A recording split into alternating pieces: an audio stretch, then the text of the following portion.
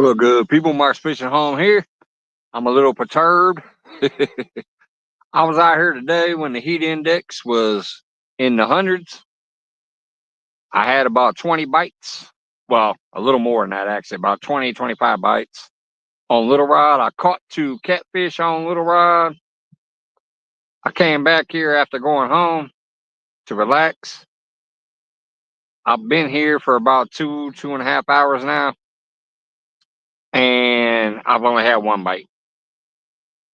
I'm wondering if the bite is gone. It hopefully will come back.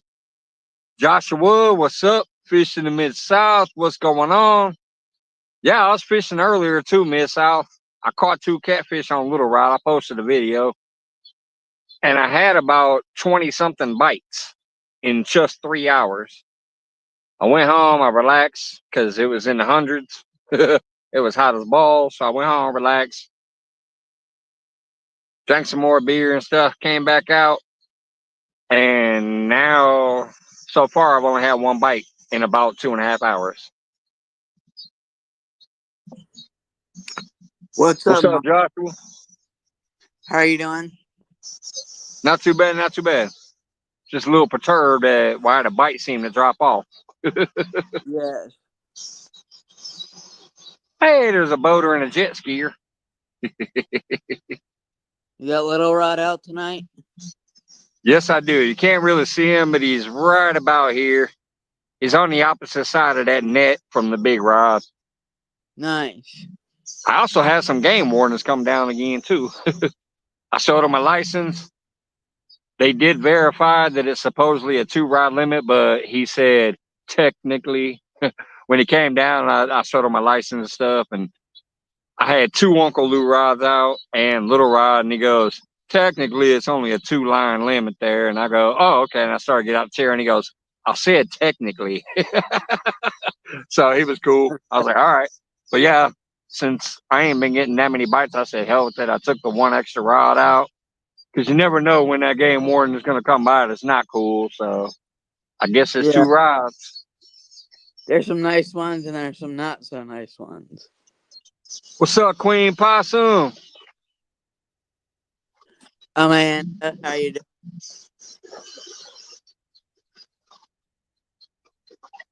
All right, here you go, Miss House. This bud's for you. But yeah, I caught two little fish or two catfish on Little Rod today, so I had a blast. But I was just getting really hot. It was in the hundreds, like Oh my 102 or good. something like that. And so I'm like, I'm gonna go home. It's supposed to cool off later. Like right now, it's only 85 or something like that, and it's supposed to get 75 overnight. So I'm like, I'm gonna come back out. The fish are biting. Let me get back out here. Well, I've been sitting here and the fish ain't biting.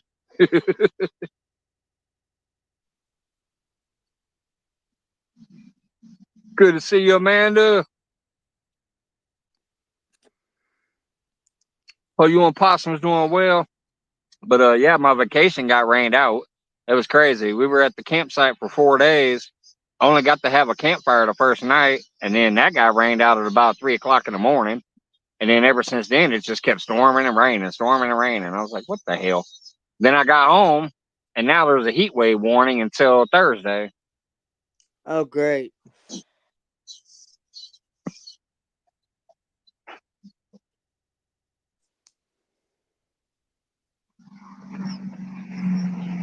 Heat was 110 here.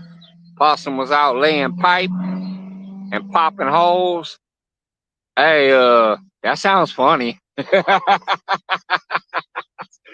Possum was out there laying pipe and popping holes, y'all. Awesome. Tell him I said hello, hello as soon as you see him. Well, you know what I mean. But yeah, I'm gonna refreshing the baits here in a little bit because they've been in the water for about 40 minutes with no bites. So I did catch some bait fish when I got back, and That's but good. yeah, that's it. Sounded funny as hell, Amanda. That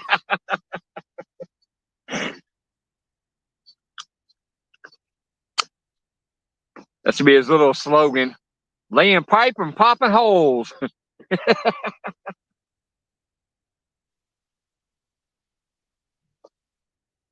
But yeah, I got my Compex. I went home, got my Compex, my battery, all that bullshit. So once the sun goes down here in a few minutes, I can turn my light on.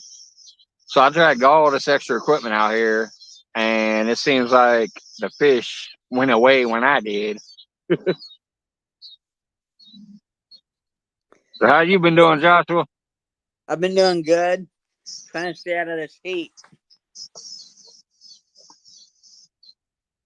Yeah, I should have, but I'm on that vacation trying to do everything I can before I get back to work.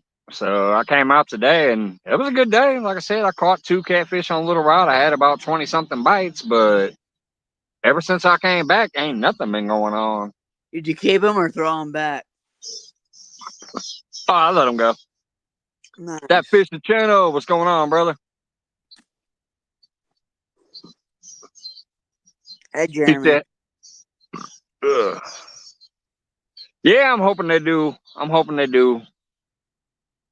Like I said, I'm going to probably freshen up the bait in a little bit because they've been in the water for about 40, 45 minutes. I've just been sitting back, drinking beer, smoking smokes, chilling as much as I can in this weather. But like I said, at least I did catch 2 channel cat earlier, and they were both on little rods, so that was fun.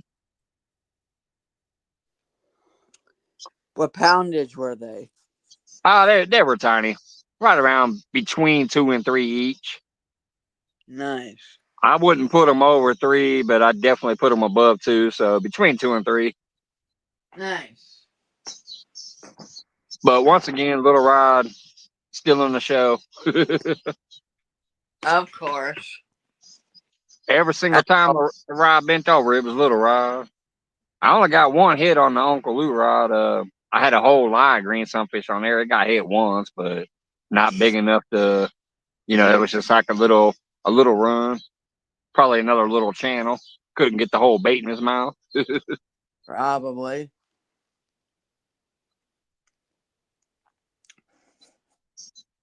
It's been a hot summer. Yeah. I'm hoping for a mellow August, but I don't know. Because sometimes around here in August, in this spot that I'm at right here, is when I'll start catching some flatheads occasionally. They're far and few in between in this spot. Oh, my Uncle Lou rod is going. Oh, I'm back for it. oh man. I don't know if y'all saw that takedown, but that rod just went bending in half. It's still tapping. It's still tapping.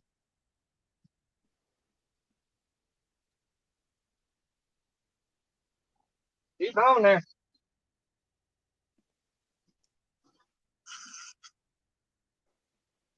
Fish on.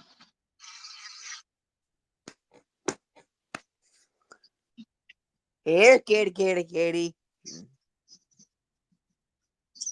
My stupid star drag is so loose. It is not big, whatever it is. It's gonna be a channel cat, probably. It's a fish.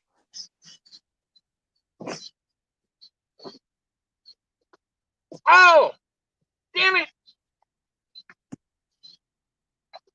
It just came off at the bank. Right when I had him at the bank, my thing come flying out of the water. But look, he knocked the head off the hook. What the hell? Well, you wanted to put new baits on anyway. Yeah, I want. Excuse me, I got a cigarette in my mouth.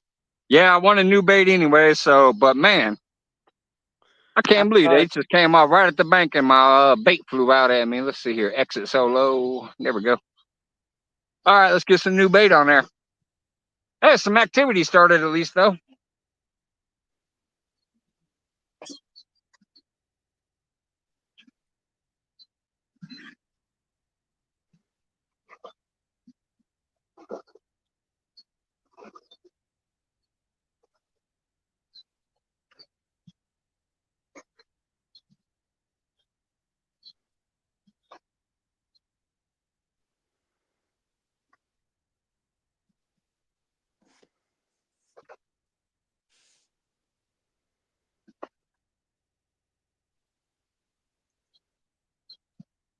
All right, there we go. Fresh head.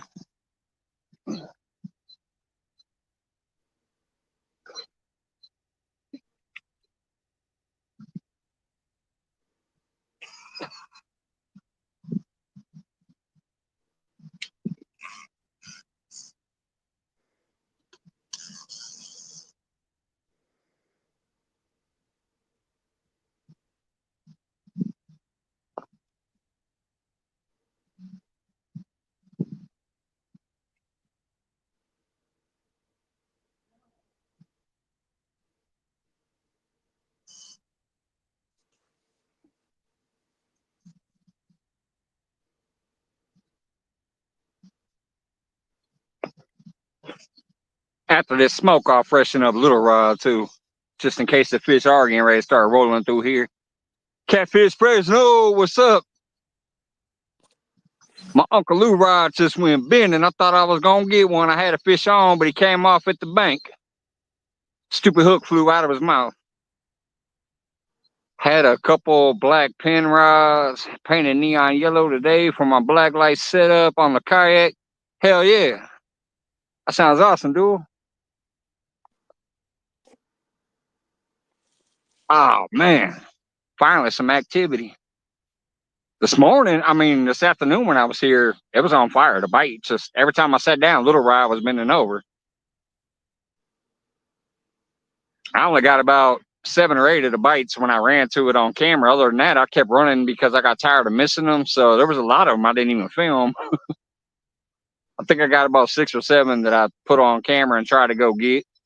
But I caught 2, so that was nice. But I had over 20 bites in 3 hours. That bite right there is only my 2nd bite since I've been back.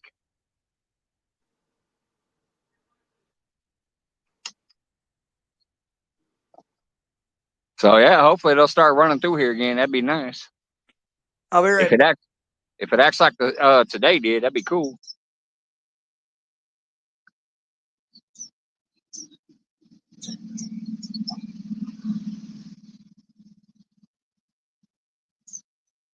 There you go. Cheers, Fresno. It's not my pint glass, but it's mega. It's a tall boy.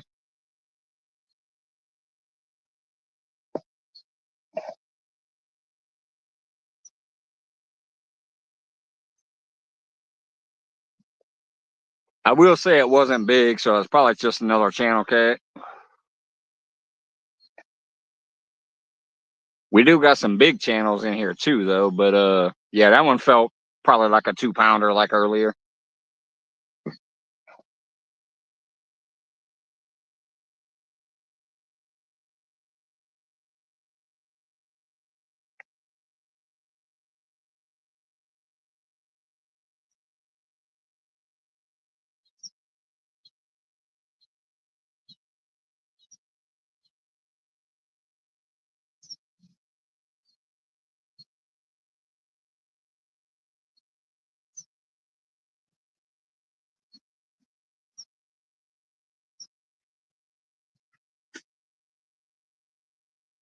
Yeah, I'm gonna go ahead and freshen up Little Rod too, just in case.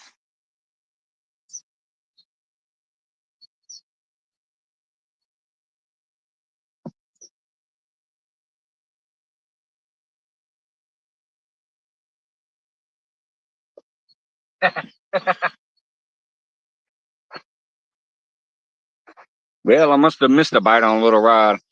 It's got a clean hook.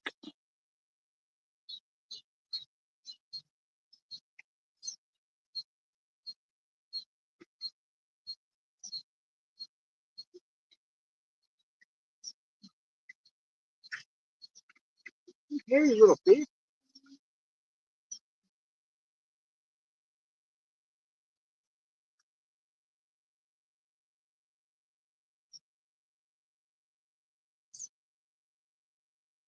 Yeah, that time I never seen Little Rod take off since I've been back, but something must have happened because the hook was cleared.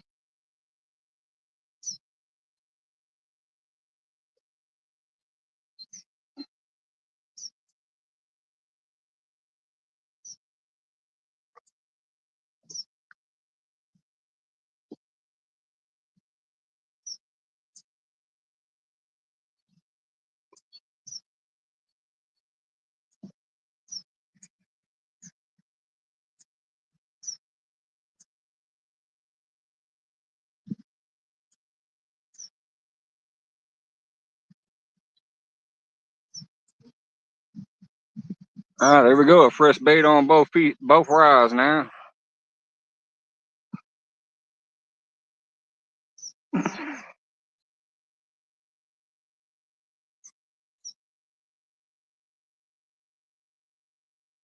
Better than the no pounder I've been catching.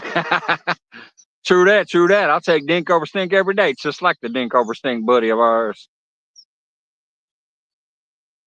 So yeah, I mean the fact that I've already caught two, and you know, I'm happy. Today is not a bust. But that rod being there, it just got me going. So hopefully they're getting ready to come back through.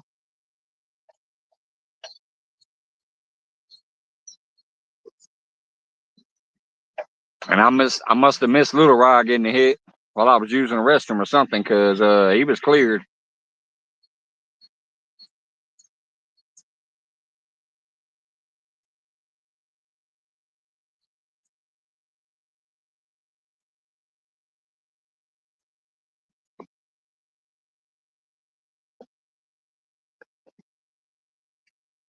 Some beautiful, massive cloud formations up there. They don't look like they show up on the camera that well, but there's some beautiful clouds up there. Long, wispy, covering half the sky over there.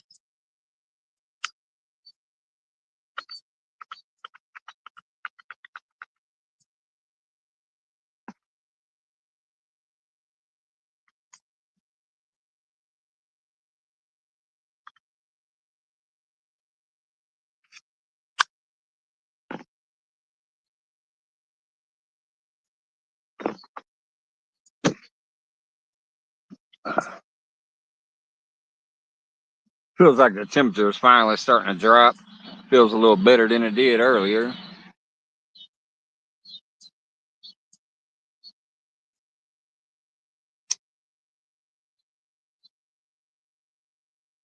Could be just because the sun's going down. Like I still feel sticky, but I don't feel hot as I did earlier.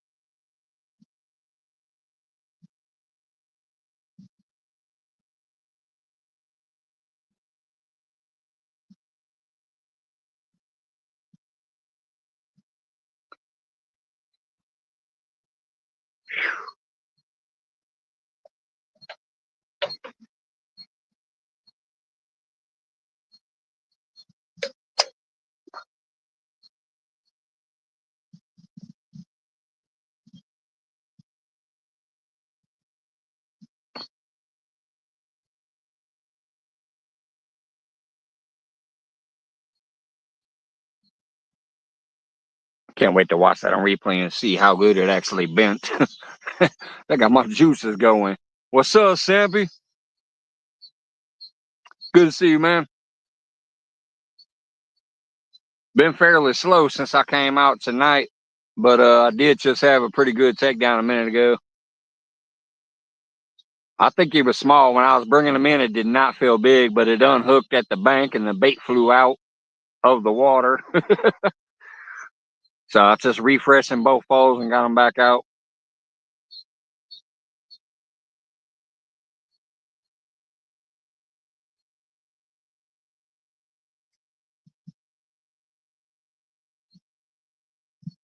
My elderly stand assistance for my kayak con tomorrow. Can't wait. Hope I can inspire the elderly to take up kayak fishing.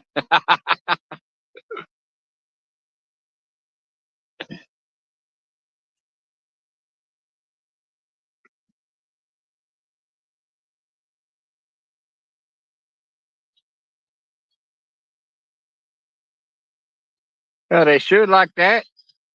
It's a sit down type of fishing usually.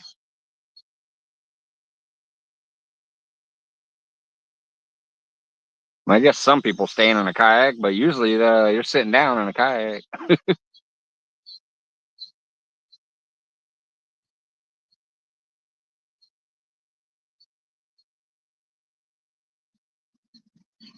Come on, fish, double back on that. I put it in the same hole. Come get it. Fresh head.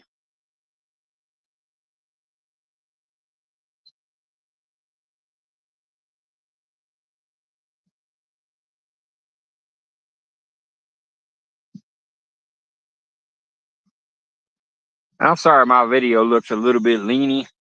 My tripod's messed up. It leans now. I gotta get a new one eventually.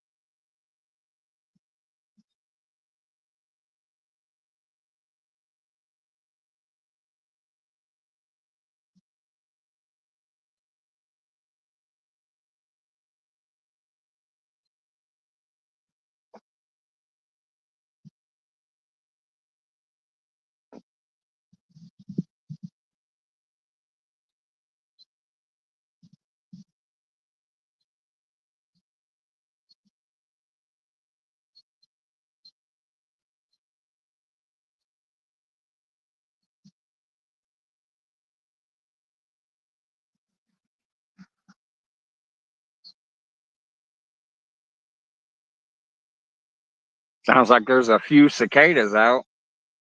Not a lot like usually in summer, but quite a few I can hear.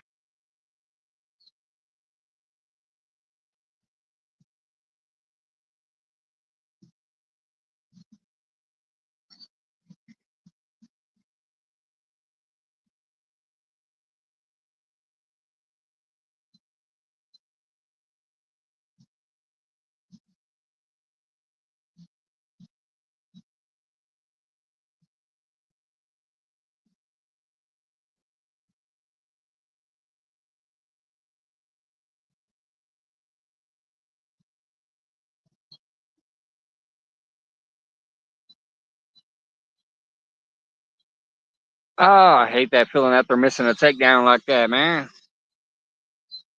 A takedown gets you all pumped up, then you miss it.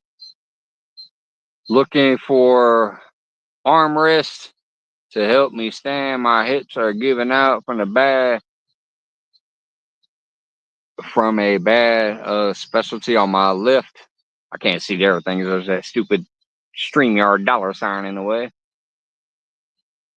Yeah, I was wearing a back brace all last week because that last time I went fishing, well, not last week, the week before that, I did something on my back while I was out here fishing, and the whole next week I was at work. I had to wear a back brace. It still twinges if I cough or sneeze. It's like on my lower back, so it might be hips too. My lady was like, "You probably need a hip replacement." I'm like, "Fuck if I know. I ain't got the money for it." So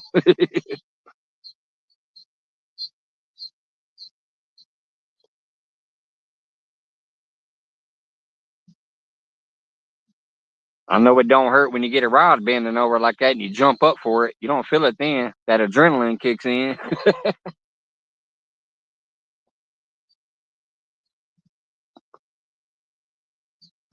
Post-stroke bullshit. Oh yeah, that probably messes all your body up, especially the muscles. I would assume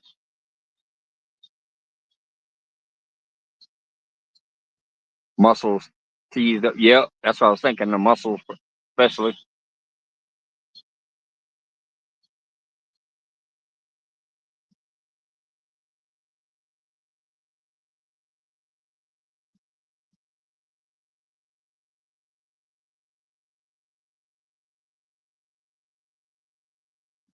Man, them clouds are beautiful.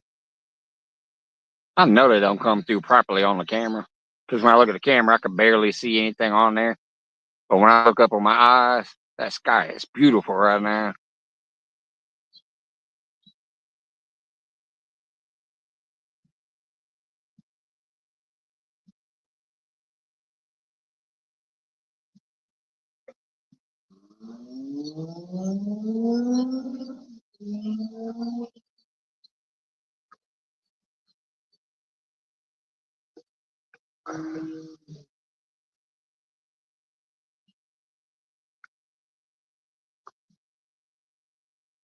Seized up. Yeah, that's what I figured. Tensed, seized. Same type of word. That's what I figured you meant.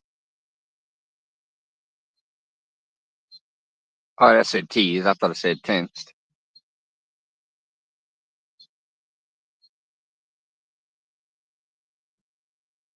Yeah, I'm gonna tell you right now, 100% honesty. I can't believe I ain't had one yet. I'm surprised.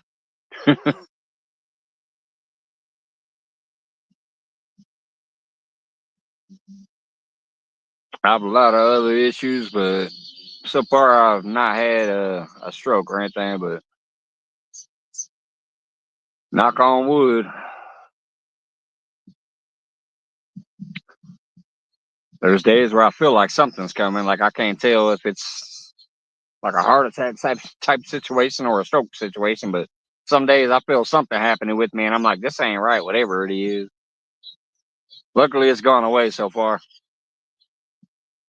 Anytime it happens, it's like an hour or two, and then it goes away.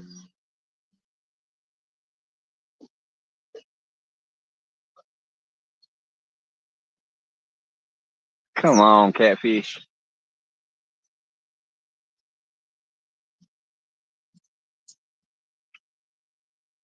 Kind of hoping once the sun finishes going down, they get their they get their smellers going and come look for some food. They were definitely out here today.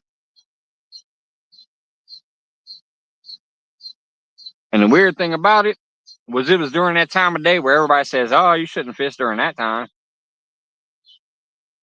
It was from 11 to 2 p.m. Dead heat of the day, sun beaming, sweltering, hot as hell. Fish were on fire.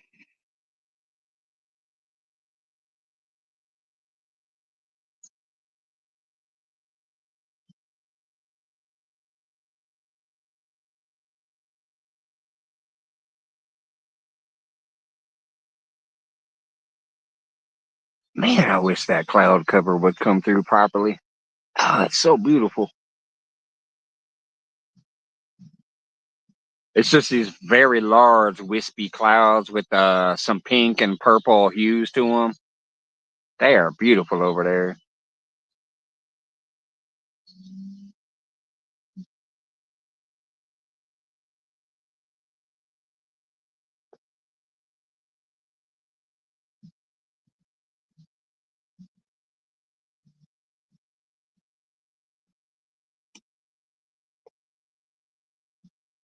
I like them.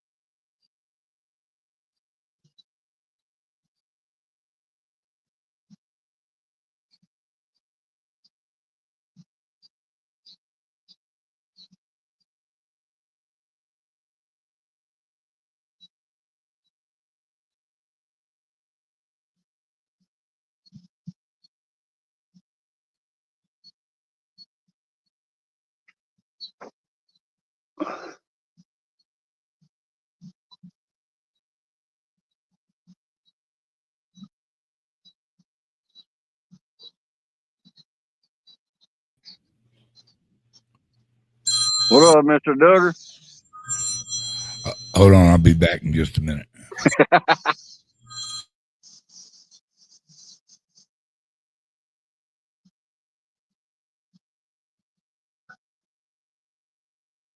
Perfect timing. Pops up and gets a phone call. The popular Mr. Duggar.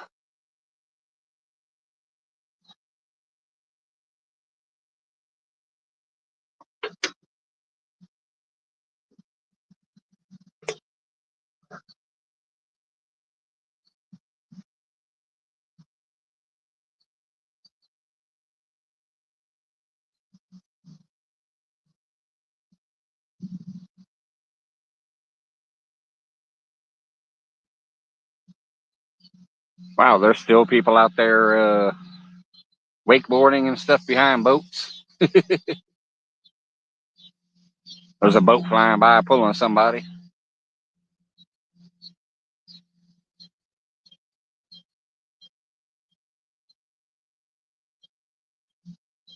Maybe I'll get a boat bite.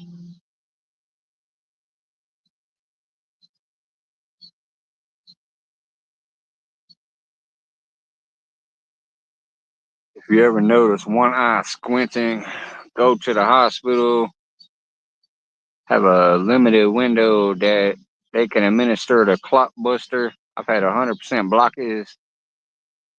I would have had without it. Man, my eye's always squinting. I feel like I'm getting cataracts too. There's sometimes I'm rubbing my eye and I'm like, I can't rub it enough to get the blur to go away.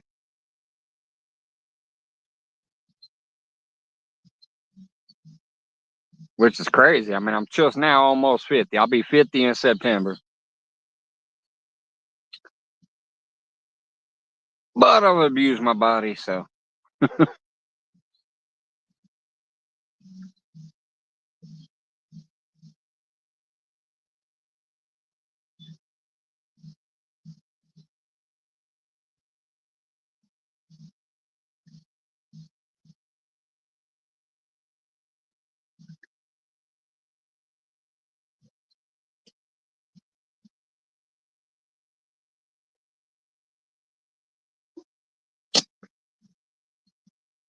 Goofy Light don't do nothing yet. 52 in August. Hell yeah, that's next month. Shit, mine's coming up too. Freaking September. I can't believe it though. I ain't gonna lie, with the things I've done when I was younger and as much as I've drank and smoked, I never thought I'd make it past 30. So I feel like I'm doing all right.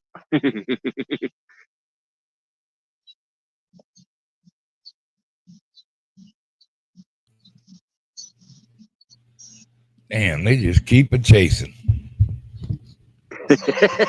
What up, Buttercup? Not much, man. I did catch 2 catfish today on Little Rod while I was out here this afternoon. On Little Rod. Yeah, I posted a video. I caught 2 channel cats on Little Rod this afternoon. Right. I decided to go home and relax because it's been in the hundreds today. So I went home, relaxed, kind of rehydrated, then dehydrated with some more beer. Yeah. Came back out with the complex and all that. And I'm like, oh, maybe the bite will be on tonight. Well, I've been out here about 2.5 hours and I've only had 2 bites. One of them was during the live. That Uncle Lou ride went bending like a mofo, but he got off at the bank. You in the magic hour now. You in the magic hour now. I'm How hoping. big was the one you lost? Was it a pretty good one? Nah. Felt like it was probably just another 2-pounder. But it was on the Uncle Lou ride, and he went bending with it. It was about 15 minutes ago, probably. You don't have a live perch you can put up near the bank somewhere on a cork? Nah, I'm just doing heads. They've been hitting heads all day long. I did use a live one earlier today, and it got hit, but I think it was just a small channel cat that tried to hit it because he didn't get it. Hell, you got 2 good Lou rods. Why ain't you got one of them out there on a cork with a big fat liver on there? Little Rod's right there. You just can't see him, but he's there. Well, I know you got a little rod, but I'm talking about your other Lou rod. You could put it out too with a big old well, technically, the game warden came up earlier today, and I did have 2 Uncle Lou rods out and my little rod, and he was like, just so you know, technically it's only 2 rods here. I was like, oh, okay. And I went to get out of my chair because I was going to take it out. And he goes, I said technically, sir. I said technically. I was like, oh, okay. He goes, now somebody else might come along and not be so nice. So that's up to you. So I decided to go ahead and take it out of the water just in Yeah, case. better safe than sorry. Look at Yeah. What's there. up, There's Johnny Small Pepper? little Smalls. What's up, Bubs? That's a good feller. I don't care what anybody else says about him. I like him. But you know, that dude can eat some peppers. I would be dead or cured. Yeah, me I would too. be dead or no, I'd be dead. It wouldn't no chance I'd survive them. I tell him all the time. Me and my hemorrhoid have an agreement, Mister Hemorrhoid. Me and him got a pack. I tell him, I said, Mister Hemorrhoid, I won't eat none of them peppers if you don't try to kill me. And he goes, deal. So I said, okay, deal. I'm scared of Mister Hemorrhoid. Yeah, that's a good deal to make. I'm telling you. Eat a bucket of ice cream, say, come on, ice cream. But I wanted to jump in here and say hi to you and see what the skinny was. I knew you was out here, and glad to hear you caught something. At least it ain't been a total waste, no skunkage. Yeah, no. Like I said, I came out this afternoon and I caught 2, so I had a good time. Went home and just figured I'd come out again and try to do some more since, I go back to work Friday. So, and my camping got rained out the entire time I was there. We had thunderstorms, and there was 1 hour where it dropped over an inch of rain in 1 hour. It was crazy. Well, that could shut off a bite or start a bite. Yeah. But then once I got back home, now there's a heat wave where they're talking about it's going to be between 100 and 115 every day for the heat index. I'm like, God dang, man. I took a vacation at the perfect time, I guess. Well, that's cool. That's cool. Yeah, we just went out. I took my buddy a bottle of whiskey there and a Basil Hayden. Took him a fifth of Basil Hayden. That's Basil Hayden. That's some good shit right there. That's some good sipping Basil whiskey. Hayden. I don't know why anybody drinks anything else for the price. I mean, it's $40, but that's good. Just a little bit of ice, because I don't like drinking hot whiskey. I just never have. But I sat there and had a nice big old fat one and smoked the fat one, shot the shit with him because it was his birthday. Yeah. And so he's my bud and business partner and all around getting in trouble with kind of friend, Yeah. Nice to have one of those. Well, he's single, been single for a long time, and he's a little scoundrel, but I love the shit out of him. He's good people, man. Hey, there was an old rap song. I think it was by Master P and them, if I recall. No, actually, I think it was by DRS, but there was a line in it that said, "Scoundrels need loving too." I guess so. Yeah, it's an old ass rap song, and it says "Scoundrels need love too." Yeah, I got his he was messing with his old gal, and he kind of told her, hey man, she was getting too possessive and shit, and he had told her to, calm down. He was single and staying single, and it kind of broke her little heart a little bit. And she's just a good old gal, and of course, I'm always the sidekick that goes, God dang, I got to listen to her cry about him, and she calls up and Dad, she doesn't text me again today. That's who just called. Well, I was worried about you. I said, well, I'm 65 and I got by without you worrying about me for a long time. So don't worry about me. I'm going to be cool. And she's trying to, I don't know, man. It's pretty funny. Because when she'd come over, I'd always suddenly disappear, but we were slinging barbecue, and that's when she came around and everybody was partying and stuff like that. And so I knew who she was and she knew who I was, and we hung around a little bit. But I don't know how to act about shit like that, dude. I just, I mind my own business.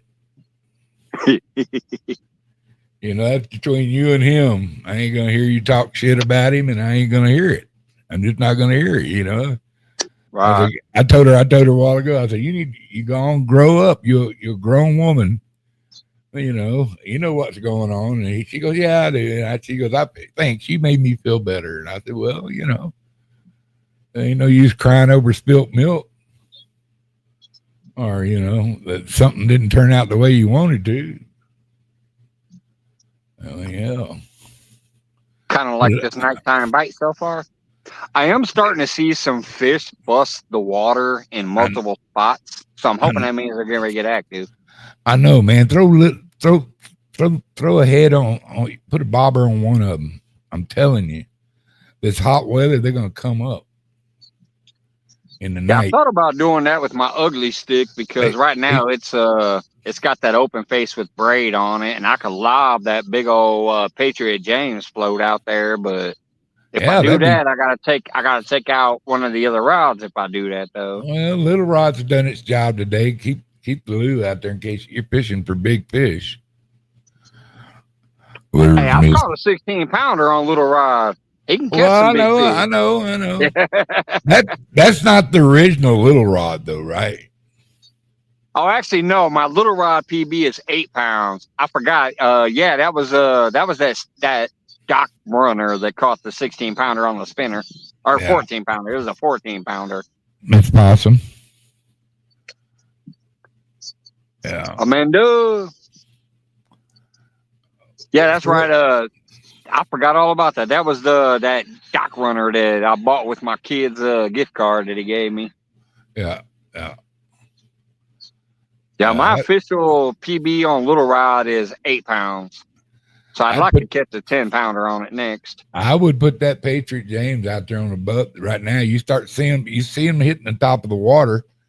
They're starting, that water's cooling off. So.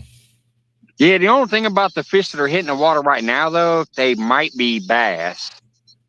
I'm not seeing no big swirls like catfish, but I'm just saying I'm seeing fish hitting the water, so they might be starting to wake up again. Well, you know what? Flathead catfish, it doesn't just eat off bottom, man. It's a hunter. So our channel cat, so our blue cat. A lot of people think that that's all they do is eat off the bottom. Every one of them are predators. Oh, yeah. They'll come into the banks. Hell yeah. They'll get up in there. Yeah. Like I said, the biggest flathead I ever caught out of here was in this same spot. Not here by this tree, but over there by the other tree, which y'all have seen before. The only problem is I get a lot of fish that will run me into that tree. When they hit it and run, if they get in that tree, I'm done for. That's the only thing that sucks. Time to go swimming, son. Shit, I ain't swimming. I ain't been swimming in a lake or a creek or anything since I was a kid. I know what's in them waters. Water moccasins, cottonmouths, whatever you want to call them. Some people call them cottonmouths. Some people call them moccasins. Same damn thing. You got water moccasins where you live? Yeah. Yeah, we got them. Them copperheads or whatever the fuck they call them. We got them. And there's big old snapping turtles and all that shit. I ain't walking in there to get my leg bit up. You ain't got to worry about snapping turtle. He'll get away from you. Oh, I have a scar on my leg where one bit me while I was walking through a creek when I was a kid. That's because you got close to him. Yeah, I was just walking through the creek with my friend, and all of a sudden I felt something latch on to me. And I tried to walk away. It was a goddamn snapping turtle. I got a big old scar on my leg to this day still from that dude biting me. Yeah, that's because he thought you had him cornered. Yeah, I know. It wasn't his fault. Dude, them things are amazing. I had a lot of my friends, they ate the shit out of them, they'd eat them. And, which they got like 7 types of meat, don't they? Don't they supposed to got like 7 types of meat or something? Well, I'd say 4 on a snapper turtle. Now you go to a sea turtle, they'll have 7. Okay. Which I like sea turtle. I like sea turtle better. That's one of my favorite things in the world to eat. I haven't had it since I was a real young man in my teens when it was still legal. And, you know, and I saved way more turtles than I ever butchered. I saved, you know, because I used to shrimp before turtle excluder devices, and I helped invent that. Me and my uncle, the turtle excluder device that they use in every shrimping net. Now there's different makes of them, but the very ideal came from my uncle and me, and it was just a webbing one. We didn't even have the aluminum boxes they're making now. Yeah, but it's still at a heavyweight pass. Man, before them thing, we used to catch big sow snapper in the 30-pound range, you know, and stuff. But they get pushed out of that turtle excluder device instead of, you know, going to the bottom of the net because of their weight. yeah. I caught me I'd probably say about a 15 to 20 pound soft shell snapping turtle the other Now day. that's good eating. Yeah, when I was at Taylorville, I posted a video of that one too. Every time they hit the water, within like 2 minutes, I was getting a bite, and I'm like, "What the hell?" And I was like, "This got to be a turtle." And I just kept going and kept going and kept going on them, and finally, I caught them. It was probably about a 15 to 20 pound soft shell turtle. Yeah, you should have butchered that one. I ain't never ate no turtle. Dude, It's definitely so bass. good. It's definitely bass. I just saw two bust underneath that tree. It's bass hitting at some minnows. We'll throw you. I know you got a little silver spoon. Put it on that little rod, catch couple. Man, when I was a kid, that's all I ever used for bass was gold spoons and silver spoons. Yeah, I used to use them little daredevils way back in the day. That red and white spoon. Yeah, our grape worms, big long worms. We used to use worms a lot, but as far as buying $5 and $6, you know, baits, hell no. You know, when we could get them spoons for like 99 cents. Yeah. You know, and well, that's why I was laughing when I caught that big old catfish. It was a $1.99 spinner. Yeah. It was just a 5/8 ounce rooster tail, plain white. Well, you know, I always did like him net lures better than I did Panther Martins. You know, I mean, I used to catch on a white one. I used to tear the crappie up with that thing, man. And I'm talking about 1.5 pound, 2 pound crappie. Just, oh my God, just great big old crappie. Yeah, that plain inline white spinner will tear some fish up. And the trout down here love the green and yellow here, and the bright green with a gold spoon on it. I mean, it's crack for trout. Yeah, but I do like Panther Martin. I like Panther Martin because they take a little better beating, and they throw a little better. But Panther Martin, you can sling them things a mile, man. Yeah, I don't think I've ever used one of those. Rooster tail is probably the best one I've ever used as far as those basic spinners. Yeah. Rooster tail's caught a lot of fish in its time, dude. It sure has. You know, but I remember, like I say, I used to walk up and down the side of the lake just throwing a silver spoon, and I used to catch the heck out of them.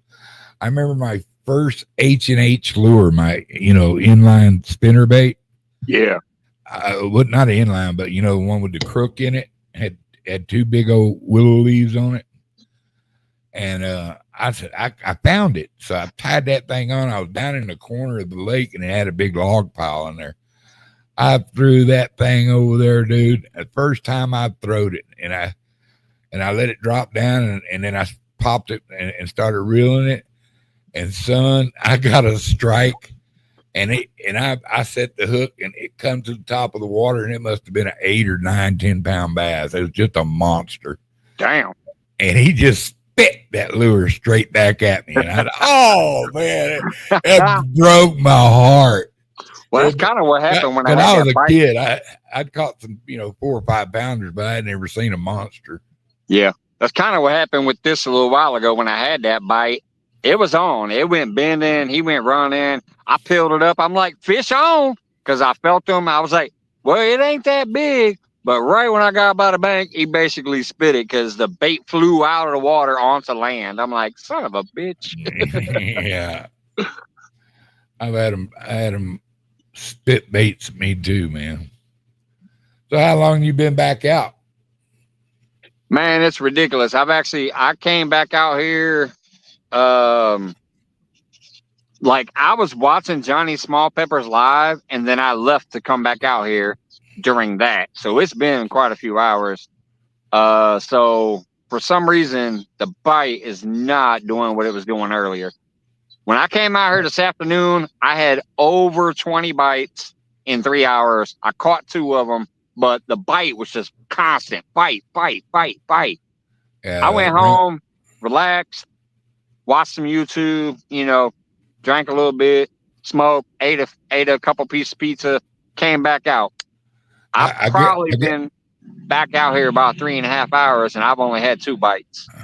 Yeah, I guarantee you, about dark 30, you'll start getting bites again. I'm hoping. Hell yeah, them Cripple Minnows were good little lures, man. And them Johnson Silver Spoons, hell yeah. I used to use these. A buddy of mine's dad made these great big old willow, or I don't know how to call them, big old spoons. And you drop them around the boat docks and let them flutter down. Dude, we used to catch, it was amazing. We'd catch bass that were smaller than it. But then every once in a while, you'd get a big old nasty. Yeah. I was a kid, man. I was a kid when that happened, but I remember that just like that's one of my fondest memories, that lake, because we'd sit there and I'd take some bacon grease with me in a pan, and I'd catch them crappie and I'd season them up, and I'd make me a little fire and eat them just as fast as I could catch them. Man, I loved it with some potatoes. Mike on duty.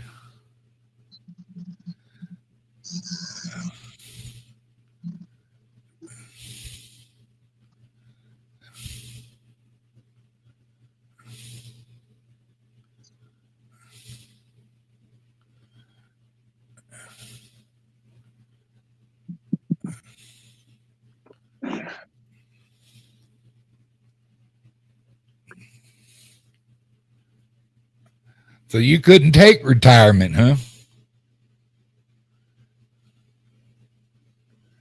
You had to go back to work? Talking to me on that one? Sorry, Yeah, I was out there. I was reeling the rods in a little bit. Yeah, I thought you were back.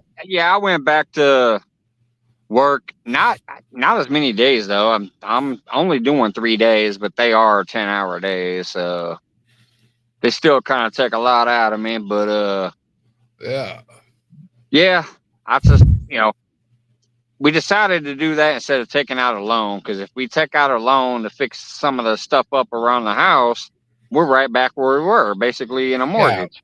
Yeah. So I just decided to go back to work more hours again. That way we can slowly do some stuff around the house that we need to get done, and not take out a loan to do it. Yeah, plus it gives you some running money, you know what I mean?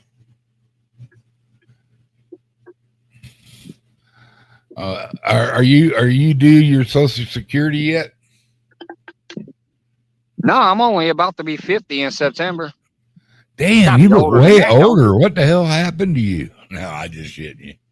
Yeah, you got to be like, what, 65 these days, I think, to get Social Security, don't you? Yeah. They really want you at 67 now, I think. But yeah, they keep pushing it farther and farther. I'll be passed away before I ever collect the shit that was supposed to be due to me, I'm sure. You pay into it your whole life, and then you're lucky if you even get there. Well, brother, I'm gonna tell you what. Every month I get my money. I ain't got a bitch at all, but I paid a lot of money in, so I get a pretty good shot. Yeah. It's just my Social Security enough. is enough for me to make a month if I need to. Yeah. No, You I'm just know? saying a lot of people don't live to be that old. So Yeah. What you?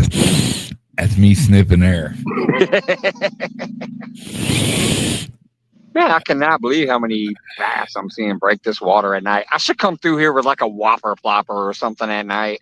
Dude, I'm telling you, Something some kind on of little top, stick like get bait. a top, Yeah. maybe just a basic ass popper and just drag it across the top. Go pop, pop, pop, pop, Hell pop. yeah. Hell yeah. A little That tree dillapop. over there, that tree right there, I am seeing just tons and tons and tons of fish breaking underneath it, and I know it's bass. Dude, you ain't got no plastic worm or any kind of little lure you can throw Well, over there? I just don't feel like fishing for them right now. I'm not a bass guy to begin with, but I do occasionally like throwing the spinners and shit like that around and Good other bait. lures, but that's not my type of fishing overall. So, Good but bait. I know right now if I went over there underneath that tree branch where I catch all my bait from, they're all busting underneath that tree line there. And if I went over there with the top water bait right now, I guarantee I'd be busting some fish. Hell, you might want to just throw one of your little rod right up underneath that tree with a fish head. I could. You know what? Fuck it. Although there's a lot of rocks under there. You know what? I might just do that though. Let's have some fun. Ugh.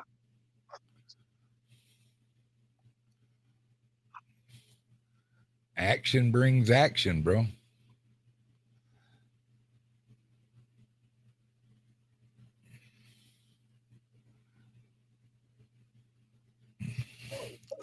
Well, Johnny, how you doing, brother? Good to see you.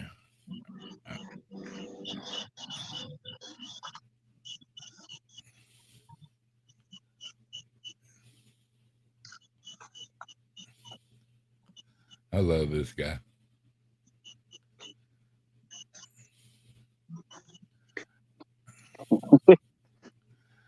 All right, let's see if something happens there. Yeah. I literally just threw that out maybe only 10 feet. It's right underneath that tree. Dude, when I used to love to fish for gar, dude. I'd fish for them with jugs.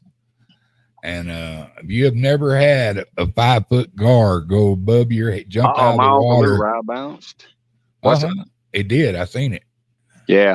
All right. What'd you say about a 5-foot gar? Because I have caught a 5-foot gar before. Yeah, it's bouncing again. Yeah, go get him.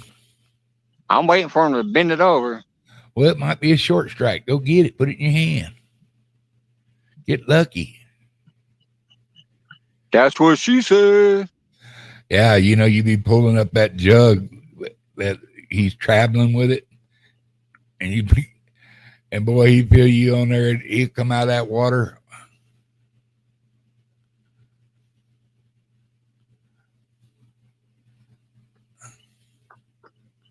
Made him get up. Went to look at it at least. Yeah.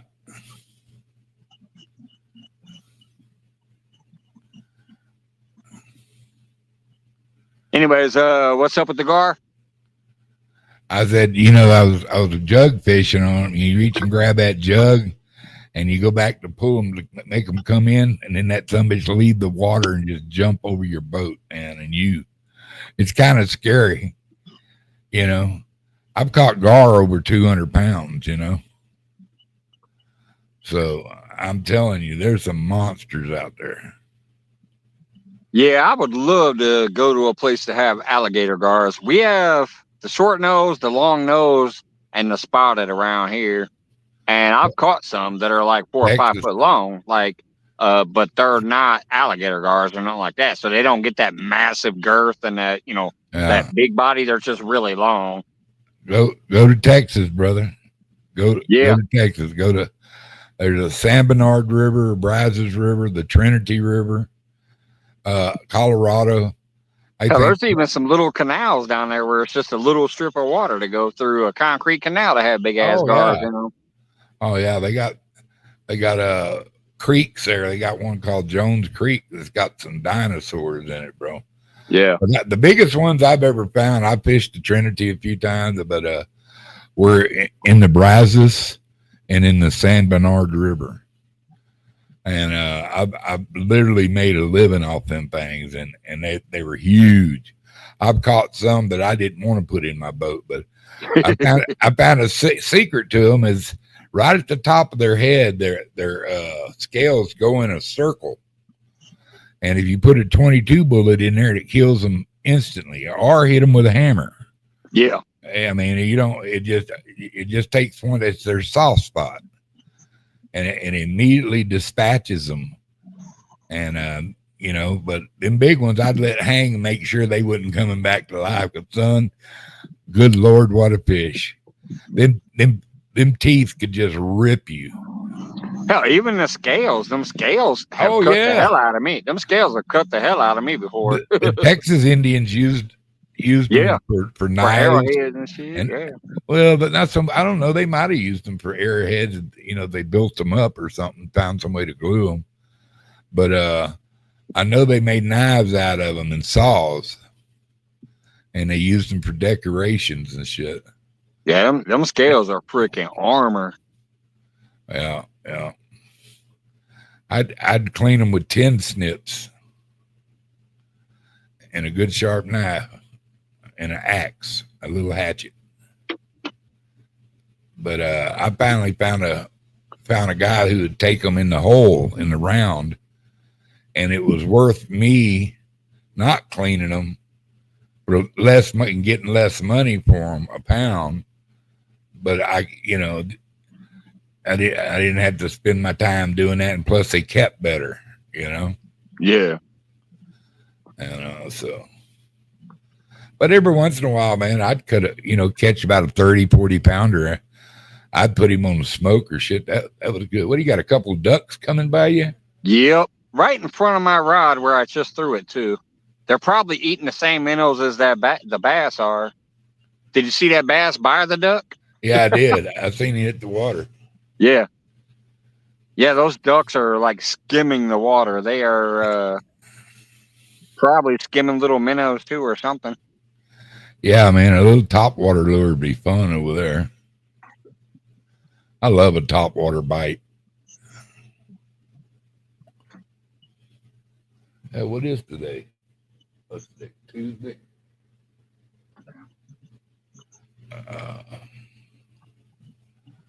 Well, hey, I'm gonna slide out of here.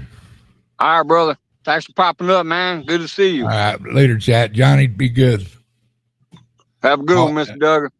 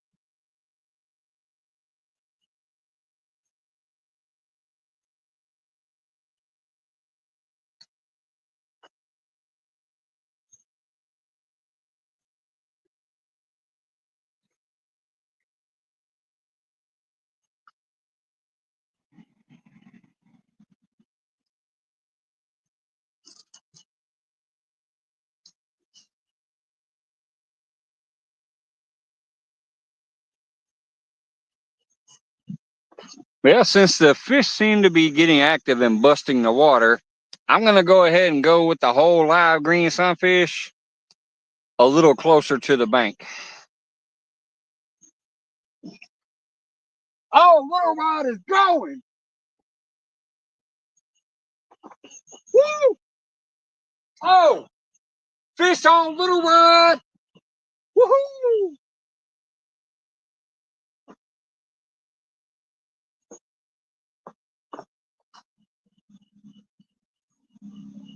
Woohoo!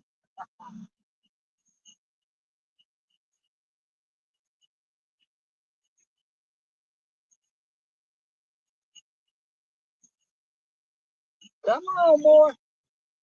What are you? What are you?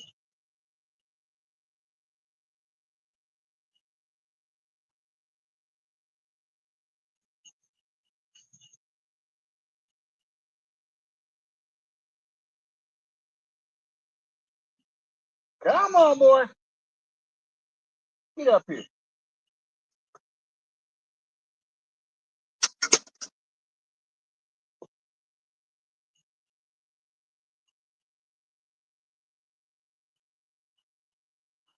Woo! Come on, boy.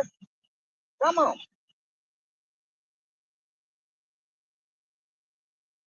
Little Rod getting the workout, y'all.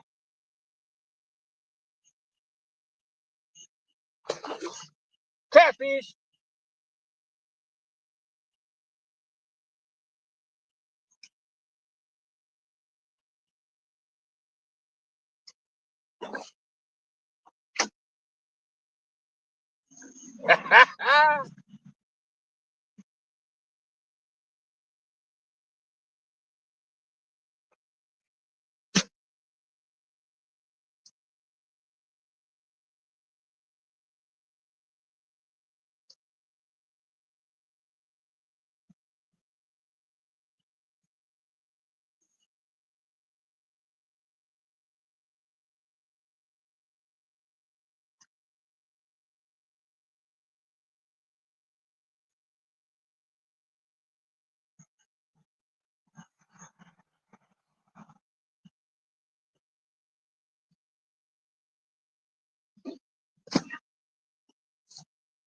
Come here, bro.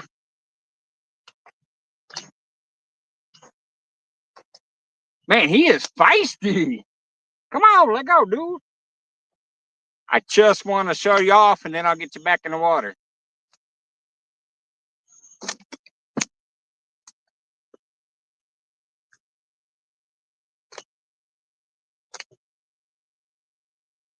This is a feisty ass male. He just keeps killing it and flexing out of my hands.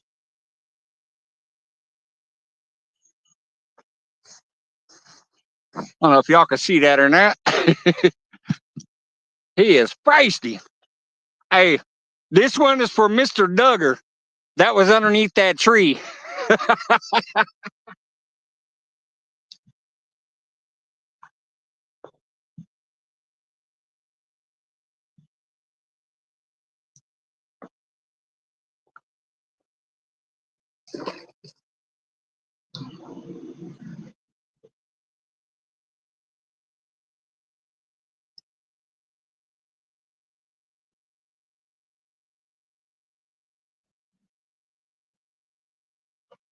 He didn't even get my bait.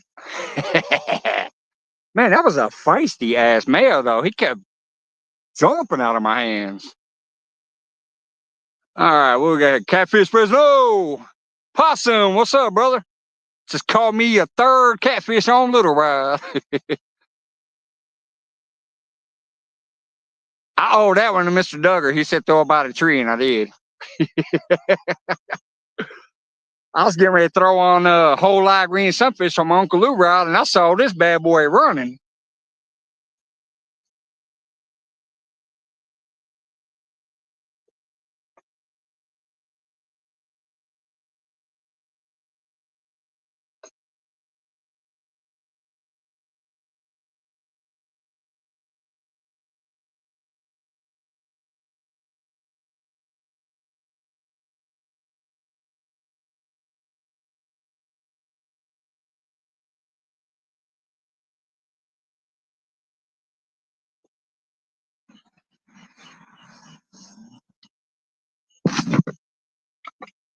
All right, now back to what I was doing. I'm putting this whole live green sunfish out, but I'm throwing it out there this way. I'm not going to go under that tree. I already got Little Rod under the tree.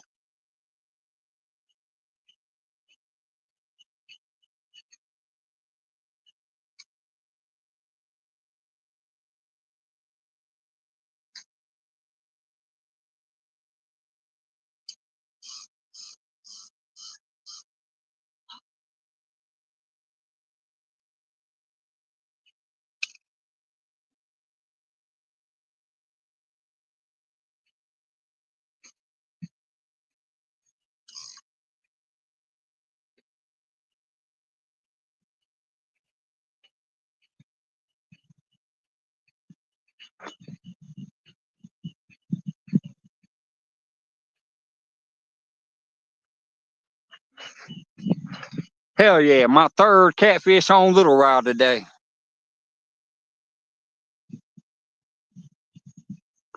Glad there was at least a couple people in here to see that one. What's up, Sampy?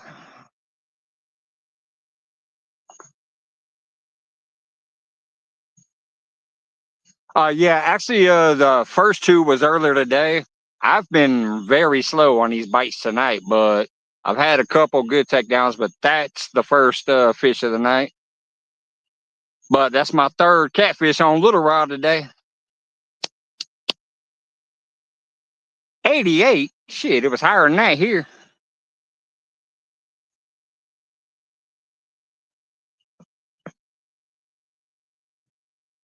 It was 103 heat index, I believe, or something like that. I know the actual temperature was 97, but it was hot and muggy. So I think it was like 103 or 105 heat index. It was hot as balls out here today.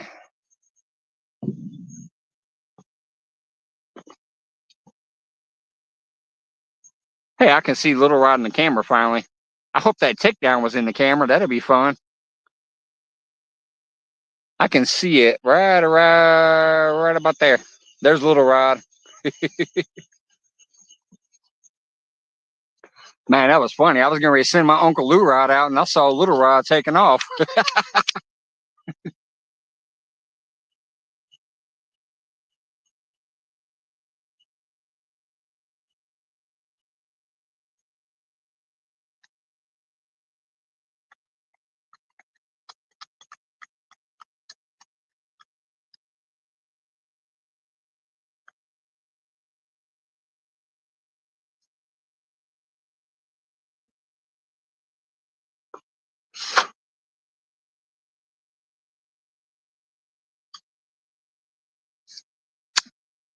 Mr. Duggar left 2 minutes too early.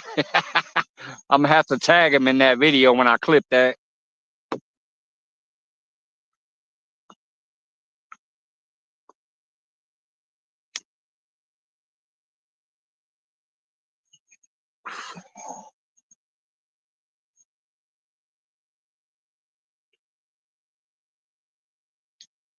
There was a bunch of bass busting on the water. The catfish might be coming in to get the bass. Mr. Duggar's like, throw it underneath that tree. I'm like, all right, let's do it. Bam. Catfish.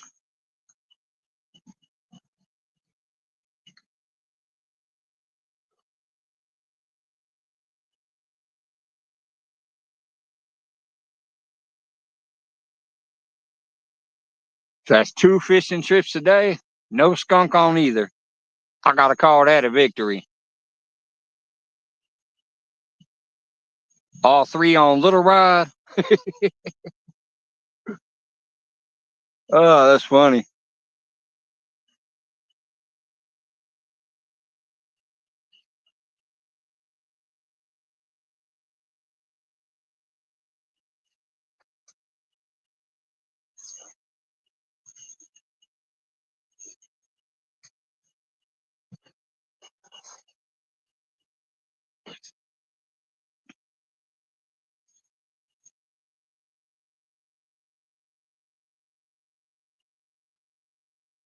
$88 till Sunday, then triple digits. See, that's what I'm dealing with now. I got them triple digits now.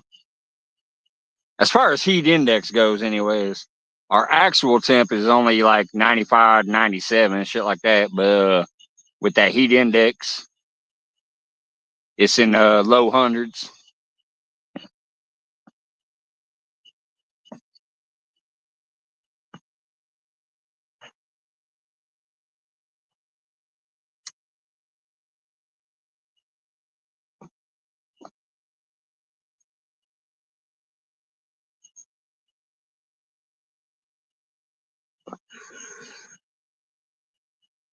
I gotta tell you, that was an aggressive male. He was probably only about 4 pounds, but he was fighting me like he was bigger at first. I almost thought I was going to break PB's Little Rod. I mean, Little Rise PB.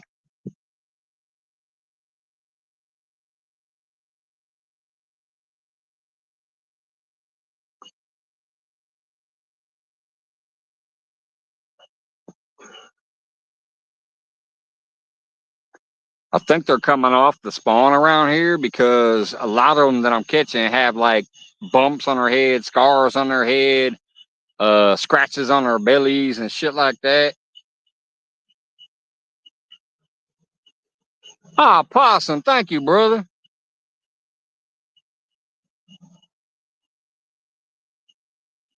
Man, I thank you so much for that. I appreciate that, man.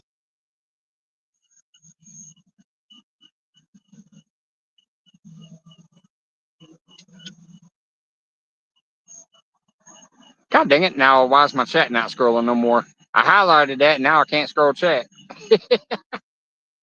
I might have to exit and come back. It says new comments, but my chat ain't scrolling. I'll be right back.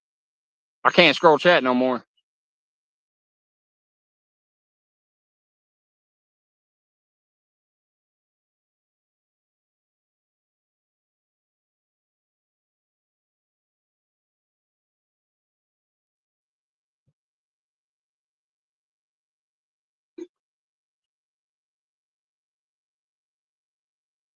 Yeah, thank you so much, man. I really appreciate that. I'm so glad I can see Little Rod now, though. Finally, he's right there. I'm hoping that catfish takedown was visible. When I go to clip that, I hope that rod bending over like that. But I don't know because I was out here. I had my Uncle Lou rod and I just put that bait on there and I was kind of in the way over here. So I don't know if that was if that takedown was visible. But man, that shit was crazy.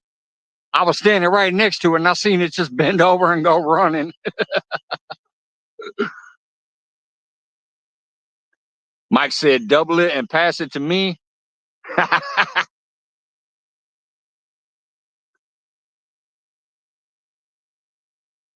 What's he talking about? A joint? He wants it doubled up and passed to the left hand side.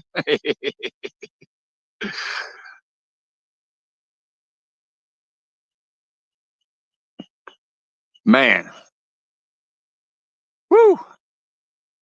I'm a happy camper now. Even if nothing else happens, I caught another one on Little Rod today.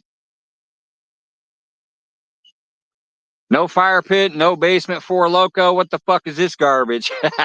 Hey, this garbage is I just caught my third catfish on Little Rod, buddy, just a couple minutes ago.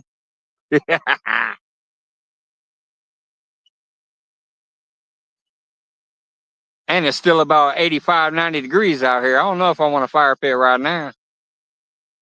Hell, this light behind me is hot enough. And by the way, wait a minute, hold on. Just because, let me dig in my cooler here. Ah, come on, where's that?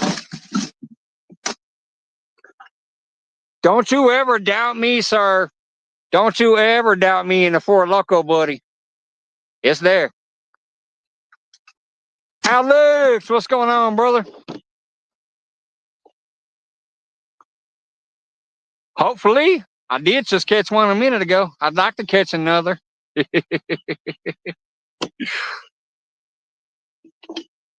Now, right now, I'm just drinking this, but I did bring the Four Loco just in case.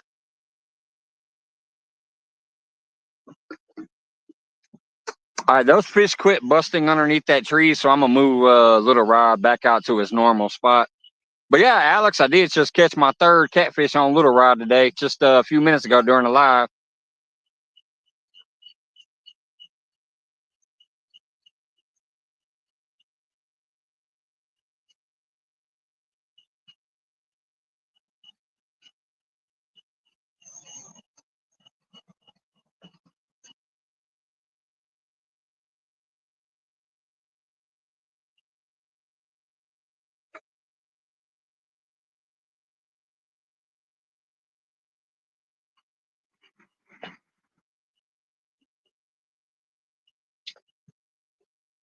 those ducks are sitting underneath the tree, and I think it scared away the bait fish, which scared away the predators that were chasing the bait fish. All three of them ducks are right underneath that tree, right around this area right now. Good to see you, Alex. Hopefully you get a flatty on the live bait. They've been around here the last few weeks. Yeah, honestly, that's what I was talking about earlier. In August is where I've caught my flatheads in this spot. It's far and few in between that I catch them, but every time I do, they're above 30 pounds. And it's usually in that August area, like late July to middle August is when I've caught flatheads out of this spot.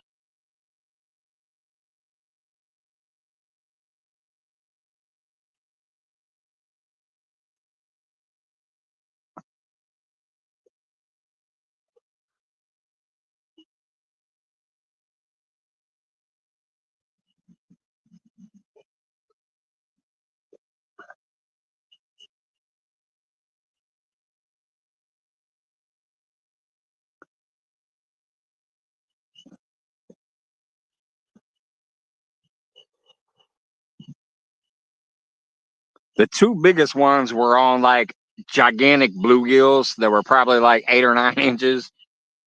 And then I'd say my third biggest was on cut bait.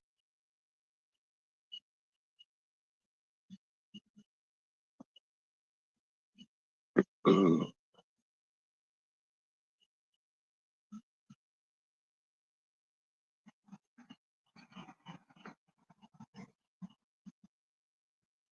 Show you all the party spot. I don't know if you guys can see all those cars down there now, but people are starting to pull up. That's why I like fishing down here. I'll stay away from the crowd on the other side.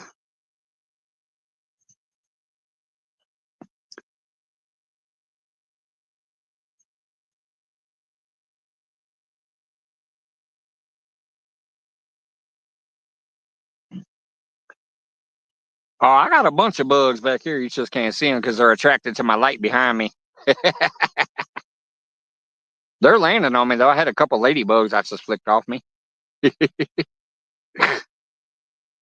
The reason the bugs ain't out there, though, is because they're on the light behind me.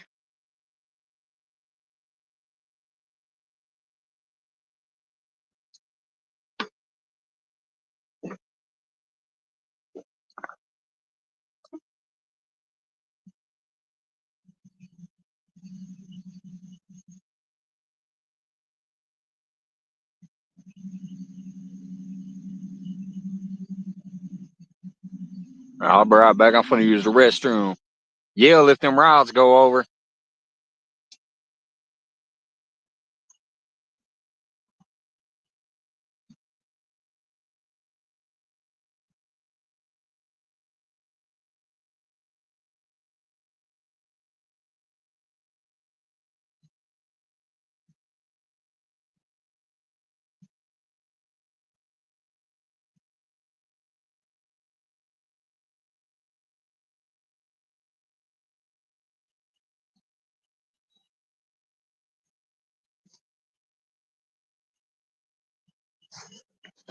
Ugh.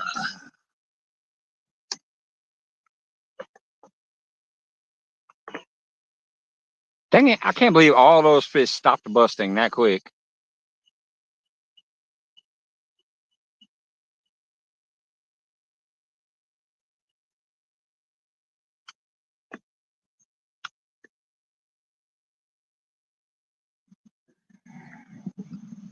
Yeah, that's that Compex I got a long time ago, Possum. I did an unboxing video of it long time ago when I first got it. The best thing about it is it's waterproof. Have you ever seen me dip it in the water, Possum? If not, I'll give you a demonstration. If you want to see this crazy ass light, I can actually dip it in the water and it still works.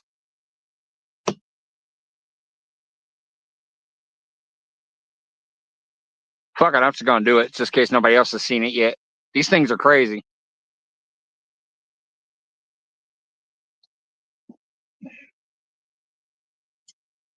The only reason the light will go out is if one of the quick connects disconnects, because it's got those quick connectors, so sometimes it goes out. But I'll plug it back in and show you. I'm gonna dip it underwater.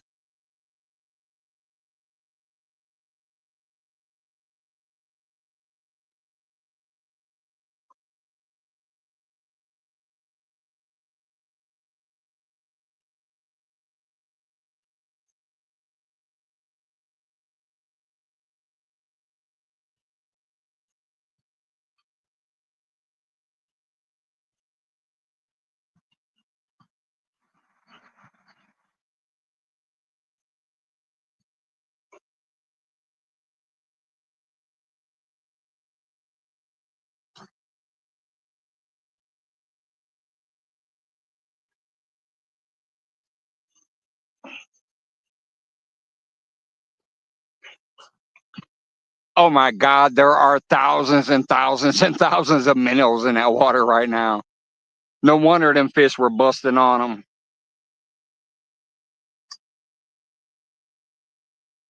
Did you see me have it in the water? That fucking light is sick, dude. If it's raining, doesn't matter.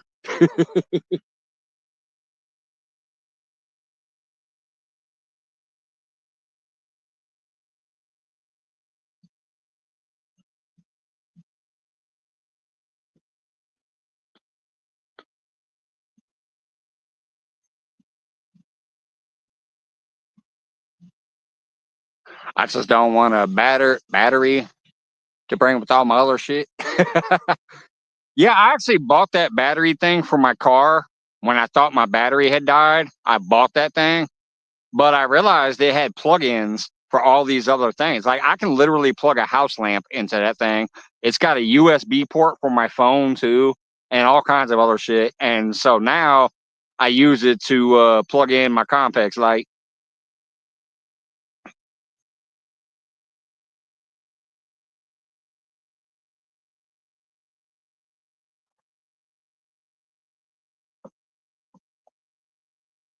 Matter of fact, I think I did a video on that too, and I called it like accidental fishing equipment or something like that. I literally bought it for my car to jump the battery because it has battery jumpers on it. It has tire air pumps. It's got all kinds of shit on that thing, dude. And I only spent like $90 for it, and I've had it for 4 years.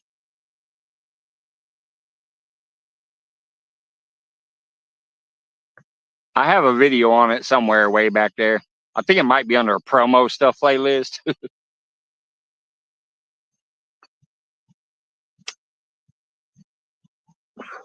But anyways, when I walked up there and put that light in the water, I know why the fish were busting all over the place now. There's just thousands of minnows swimming through the water right now, like little bitty.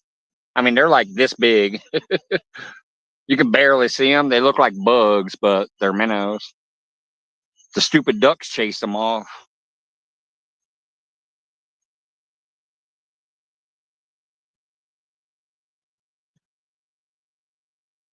Wait a minute, I can't see Little Rod no more. What did I do with my light? I saw Little Rod there for a little while. Now I don't see him.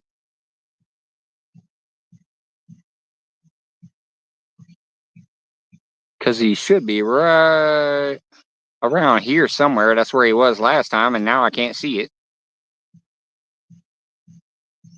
Yeah, because he's right by this rock. Right there. I can see the reel and the bottom, but I used to be able to see the rod too.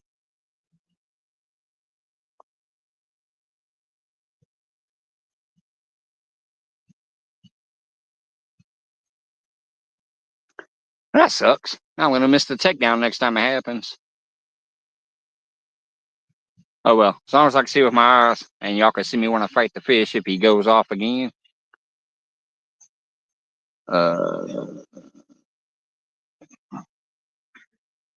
Yeah, no, I keep it charged and I keep it in the house when the power goes out. I use my Compex in the house to to keep us lit up, and I can plug in. You know, like I said, you can plug in the phone stuff like that, keep the phone charged and all that type of shit. So yeah, it's a good tool. And I bought it for the car thinking my battery was needing a jump. But afterwards, I started looking at all the extra shit, and I'm like, man, this does a lot of things. Jumps batteries, fills your tires up with air. You can plug lamps and stuff into it. You can plug your phone into it. I can plug my Compex into it. Yeah, I did move the light, obviously, when I went and dipped it in the water, and I don't know what angle I had it at.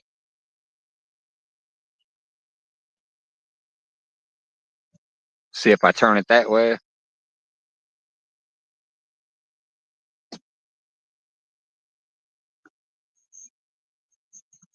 No, I'm not seeing them there either. That's just almost blinding me because it's right in my eyeballs.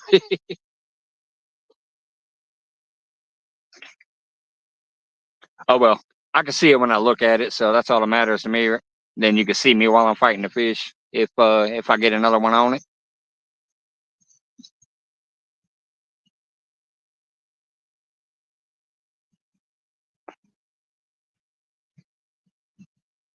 Yeah, Mid South, it was in this same spot. Did you see me plug my house lamp into it? I was like, I'm Mike's fishing home, and I brought a piece of my home out fishing.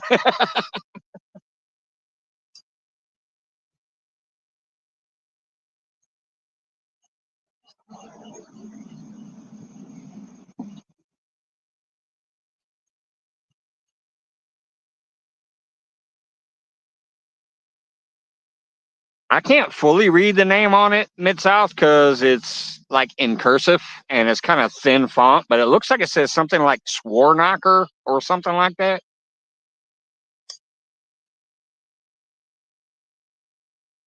Oh no, it's Shoemaker.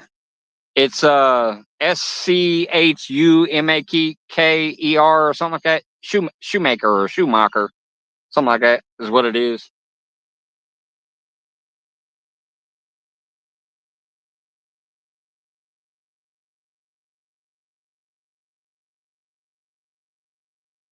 It also has a little light on it too. Like there's a little switch that if I flick, it just gives its own little light off, like a little work light too. It's nothing major. It's just a little bitty work light. But if you're out in the middle of the highway and tire pops and you're out there needing to change your tire, it's got a little light on it that you can flick on. So it's got its own internal light too.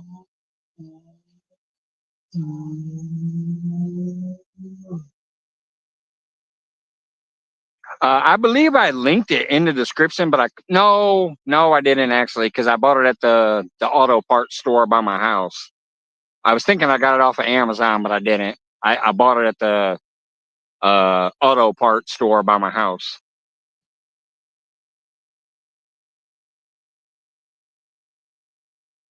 But yeah, it looks like it says Shoemaker, however you pronounce that name.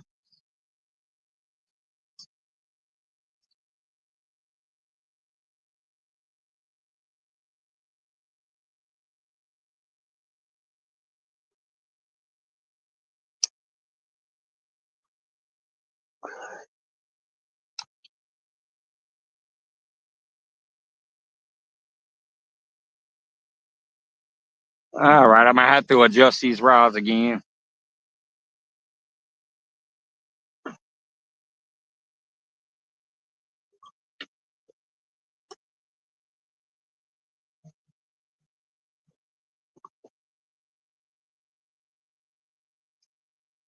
Those ducks will not leave the tree. They're still sitting there.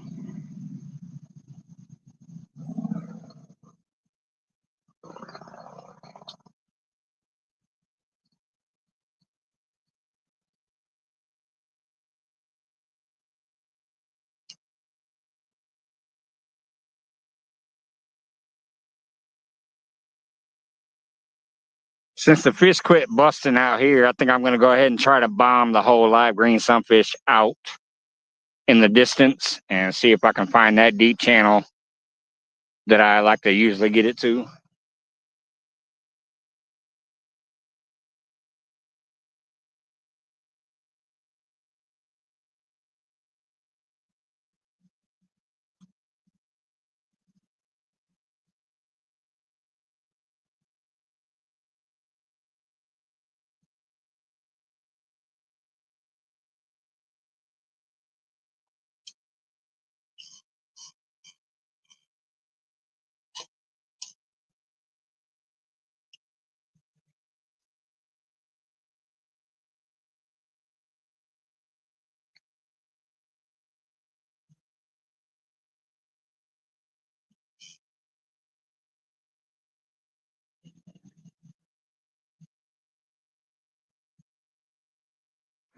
Ugh. Well, it might be almost time to pop that loco. This one's almost gone. And even if the bite stays slow, I plan on staying out here long enough that that loco will be gone before I go leaving.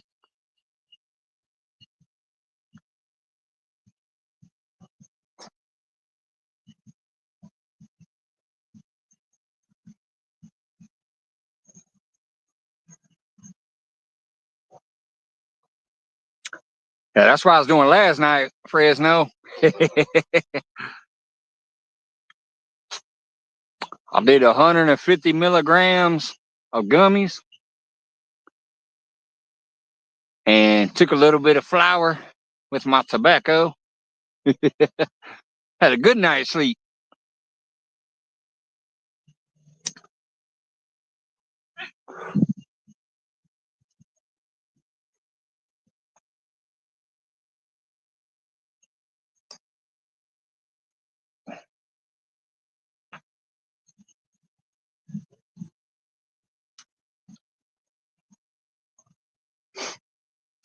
Yeah, I can't do that shit during the day. I tried one day on a day off of work. It's like, let me see how my body takes this during the day. Yeah, I was useless. I can drink all day long and still get some shit done. But once I'm on that weed, I'm too relaxed. I'm like, man, I don't want to do no dishes. I don't want to do shit. I just want to sit here and relax. My muscles get real loose.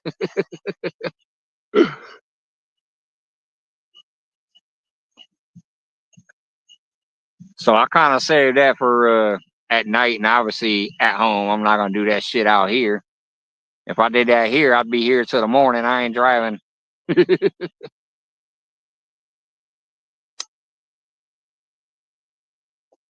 I get way too relaxed,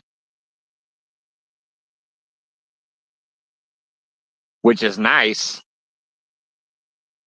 But yeah, I'm not functional.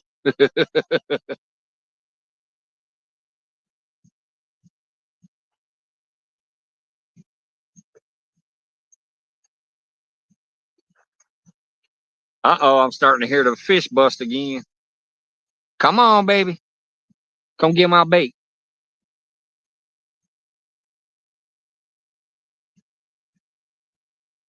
By the way, I never asked tonight, how's the free StreamYard holding up? Does it look at least halfway decent? Or does it look like my first live streams?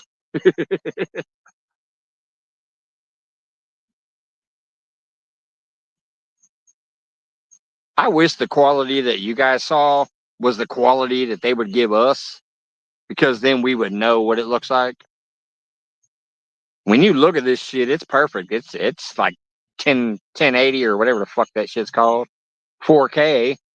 But I notice now how it looks when I watch the replay. Looks good. All right, cool.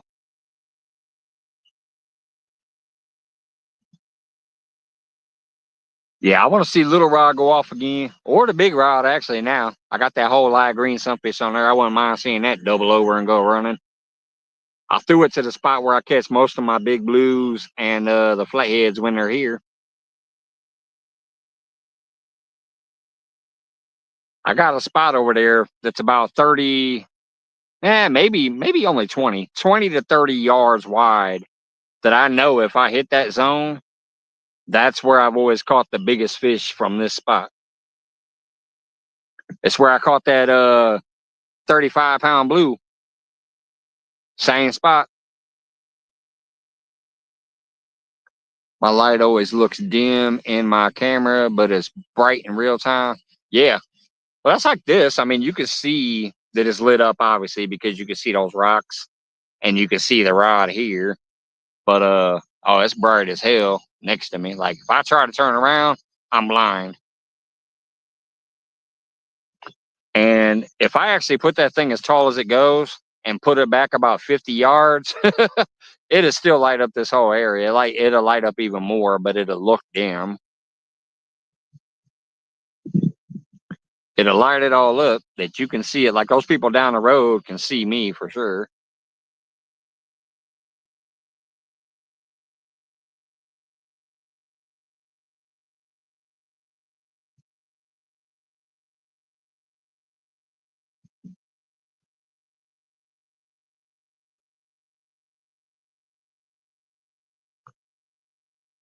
See, the phone I'm on right now, I think I got, what, 2 years ago, maybe 3, because my old phone got messed up and I had to get a new one. This one's about 3 years old, I think.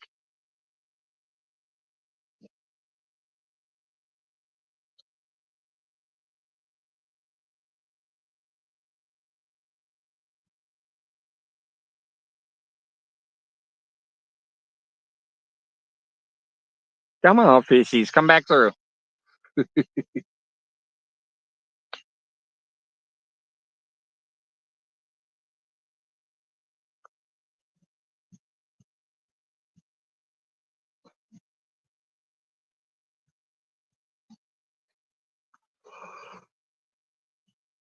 I want a 10-pounder on a little rod or a 30-pounder on the Uncle Lou rod. That's my goal. Come on.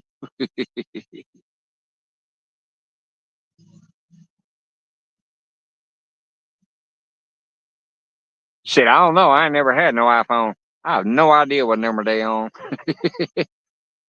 I'll just get them little Samsung Galaxies.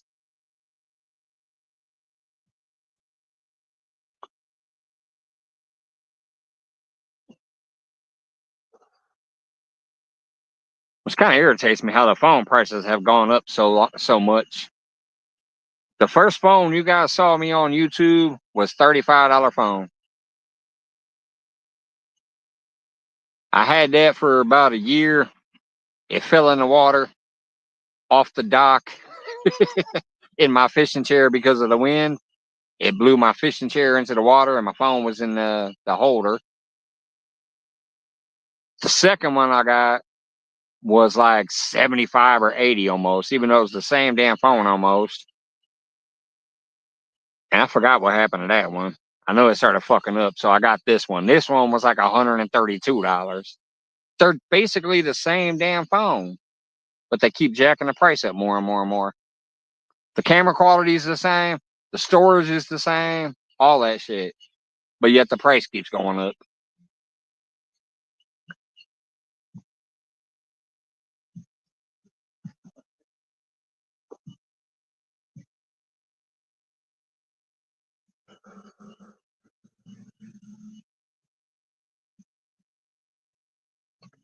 Come on, little rod, go off again.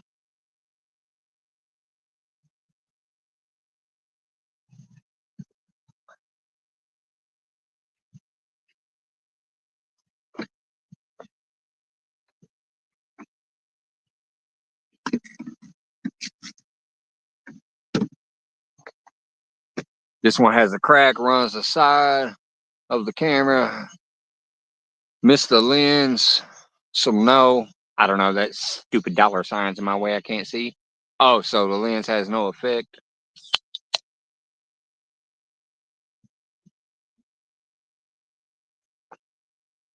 Yeah, exactly. Shrinkflation.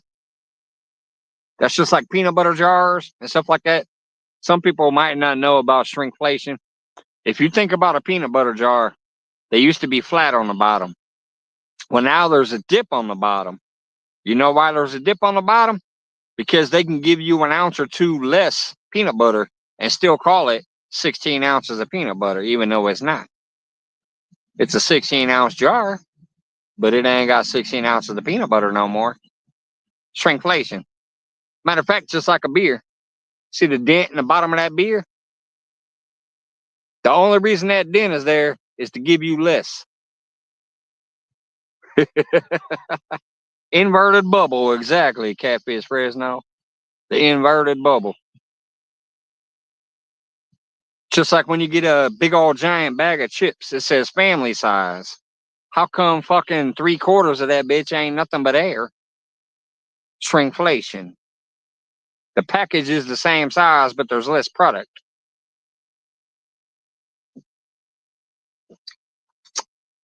Cheers, everybody.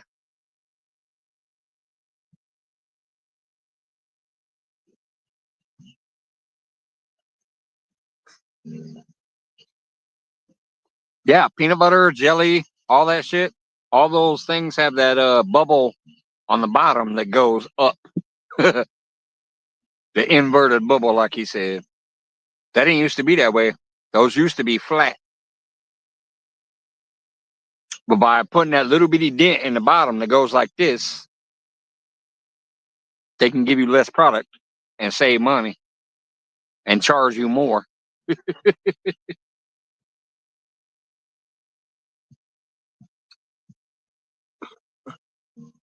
Chips like to breathe. Oh, so they're like a fine wine, huh? Oh shit, we shouldn't say that. Next thing you know, they're gonna come out with Doritos Locos wine. Instead of those tacos, they're gonna have wine.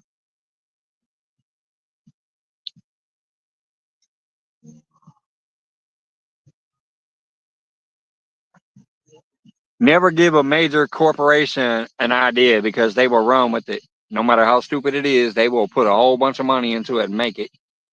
Doritos wine. You know, people like to drink wine and eat cheese. Well, now you can do both. Doritos wine.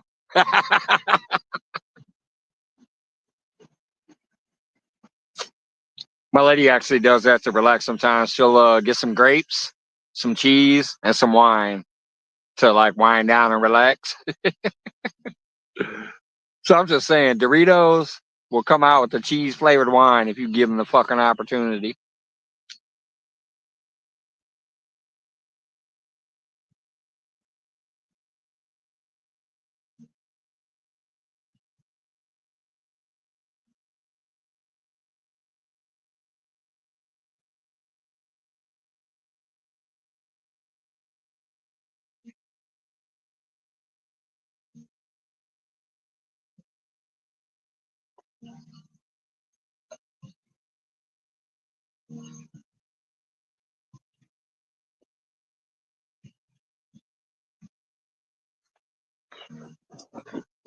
All right, I went ahead and moved Little Rod to his original position because they're no longer hitting underneath that tree. I'm not seeing anything bust over there, so the water looks pretty calm. So I went ahead and put him back in his normal spot.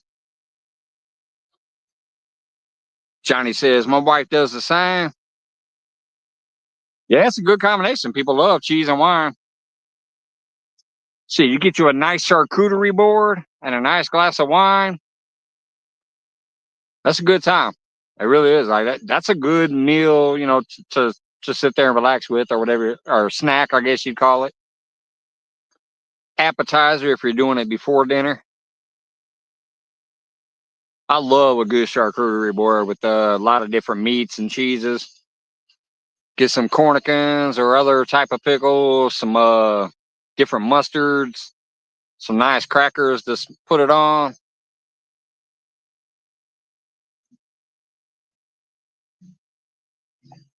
I don't know if you guys have a Hy-Vee near you, but Hy-Vee has a pretty good selection of meats and cheeses and stuff if you want to do charcuterie style shit.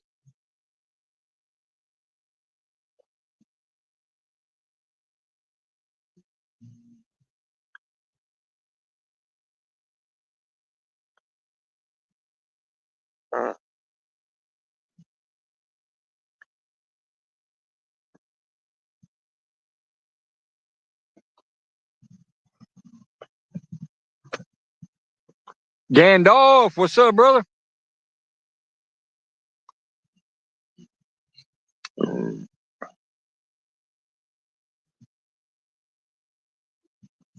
I have caught one fish during the live on Little Rod Gandalf, and I also caught 2 catfish on Little Rod earlier today. I wasn't live for that, but I got a video of it.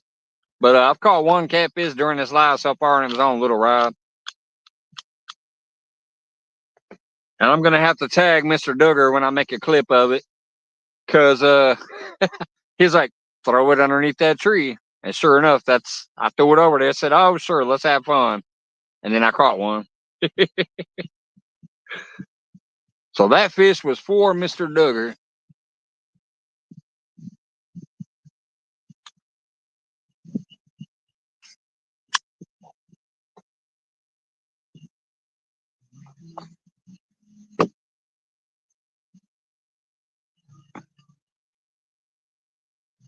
I still can't believe how slow it is, though, compared to what it was today during the heat of the day.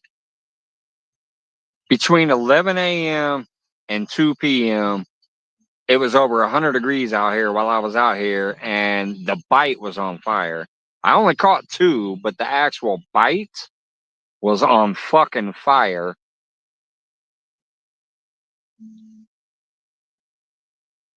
Yeah, Little Rod, even those 2-pounders are fun.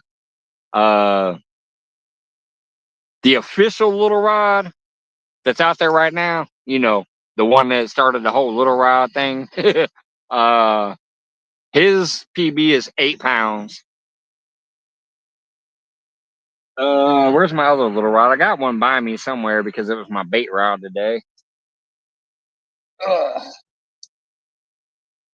I don't know where it's at right now. It's behind me somewhere. But his PB is 14 pounds. But they both have the same reel with only a 5-pound line on them.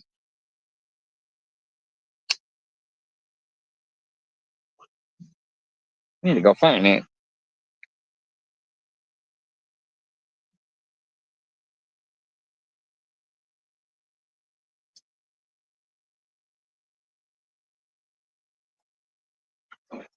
Yeah, here it goes. I got a float. I was using it for a bait rod today. But this little rod here, his PB is 14 pounds. The other little rod's PB is 8 pounds.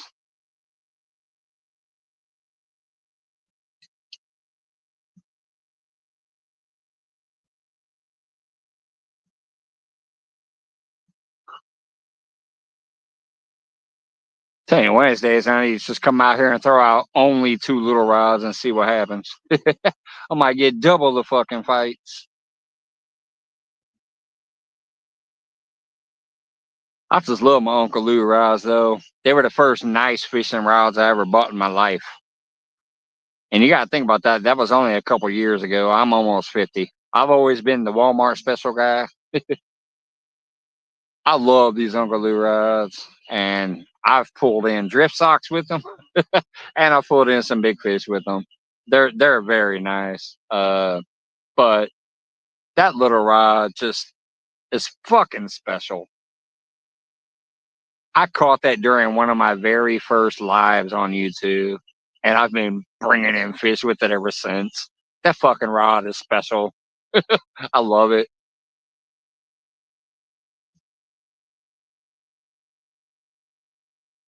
That's a hell of a channel cat there, Possum. 14 pounds. That's a beautiful channel cat.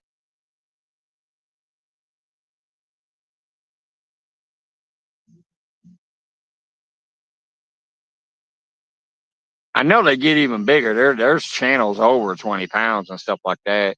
I've had some back in the day when I lived in Peoria up at the Illinois River that were in the 20 class. I know this lake here has some 20 class too on channel cats. But generally speaking, around here, the biggest channel, that I've seen in a while is probably right around that 10-pound mark. Uncle Lou rods for the first good quality catfish rods I owned as well. I really like them. Yeah, it's I don't give a damn about all those other name brands, you know, the Mad Cats and all that other shit. I loved it because it was catfish community and all that. But I mean, these are definitely quality fucking rods.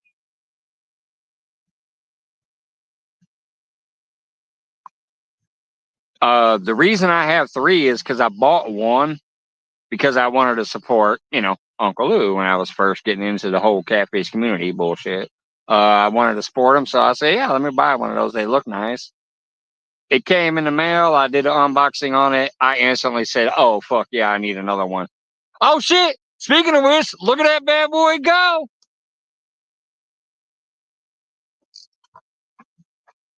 Fish on the Uncle Lou rod.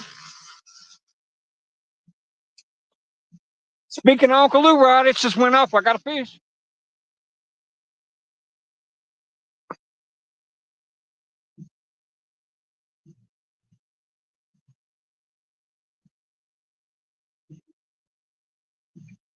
It is not big.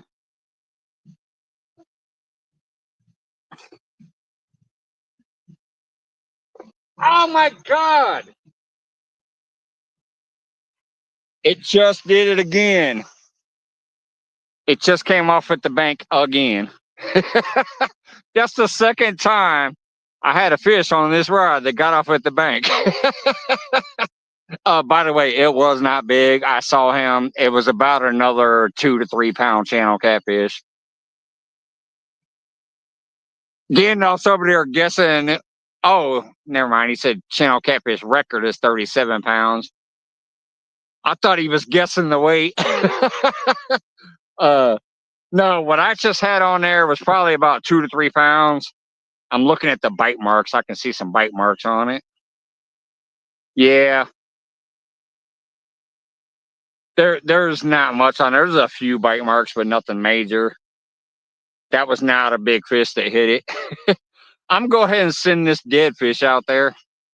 Man. But yeah, no, I'm not disappointed that I missed it at that much because trust me, I saw him when he busted the water. He was probably only about 2 pounds.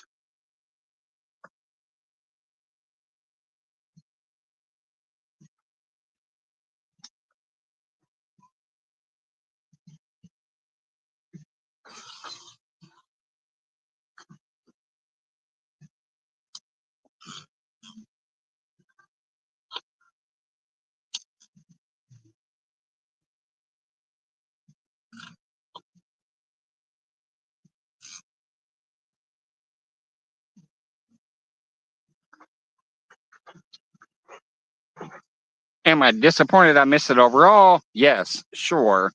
But am I like, oh my God, I just lost a beast? No. I saw him when he tail flapped the water. It was about 2, maybe 3 pounds. So it's funny to watch the. Oh my goodness, sorry. Bugs are in my face. Cyclical nature brands. Remember B&M was everywhere. Now you don't hear about them.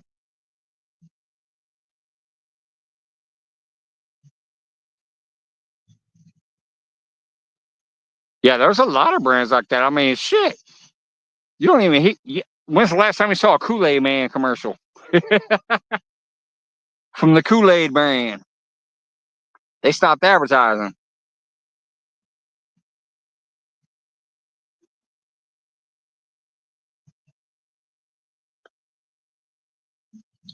Big Cat Fever also did a lot of influencer marketing, and they have gone quiet.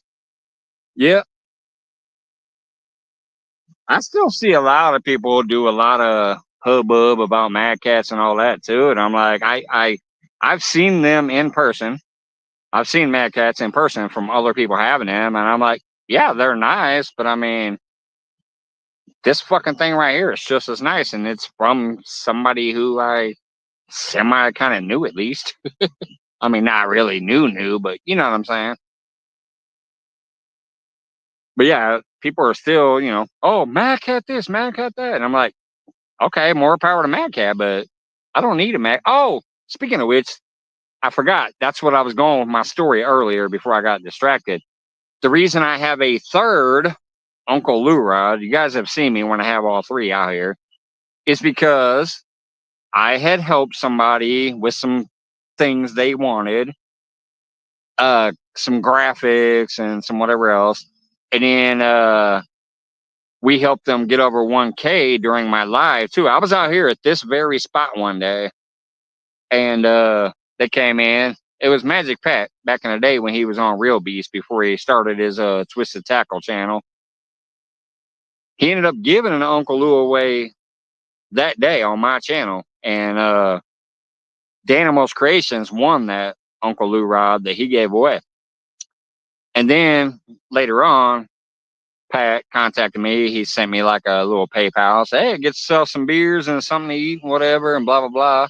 And then later he came at me and he asked me, could I do some things for him? And I did. It was just some stupid little graphics or whatever that he wanted. And I did it. And he said, hey, man, I'm going to go ahead and buy you a rod. Name any rod you want. I don't care what it is. Sure, I could have said Mad Cat or whatever all these other fucking rods are. No, I still wanted to support Uncle Lou. So I say, well, I'd like an Uncle Lou rod if you could still get your hands on one. Sure enough, he got me my third Uncle Lou rod. I know a lot of people don't like me because they think I'm a fucking dick when I get mad about something or I fucking call somebody out for some shit. But I'm a loyal motherfucker too. And when I just always wanted to support certain things and certain people in certain aspects until I feel they're not worthy. But Uncle Lou is the man. He's always been real. He's always seemed like a down to earth fucking dude. So when it came to the point where I can get a third cool ass rod, and he said, I don't care how much it costs. I could have bought any rod. I could have got me some kind of 10, whatever, ocean fucking rod if I wanted. He said, you name a rod and I'll get it for you. I said, well, hell, contact Uncle Lou. I want a 6-foot medium action rod like I got, or a 7-foot, whatever these are. Whatever these are, I told him the specifics. I said, I want the same thing, the medium, heavy, or whatever that is. And he's like, all right, I got you. And sure enough, I got my third Uncle Lou rod.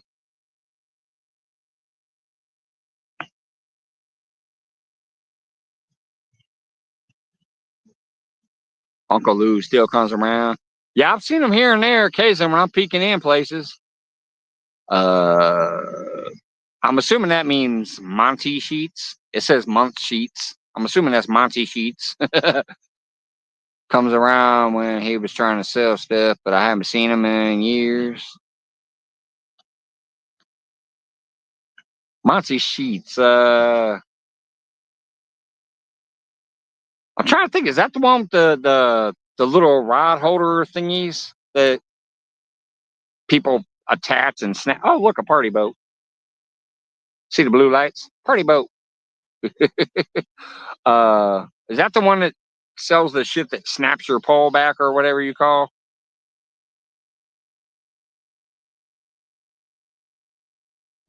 I can't remember. I know that name, but I can't remember what the product was. But I thought it was the little rod snap things.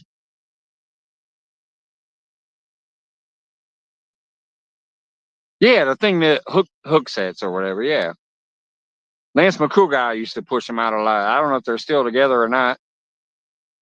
Hell, the funny thing is, my rod holders tonight are actually the ones that Lance McCougar made a long time ago.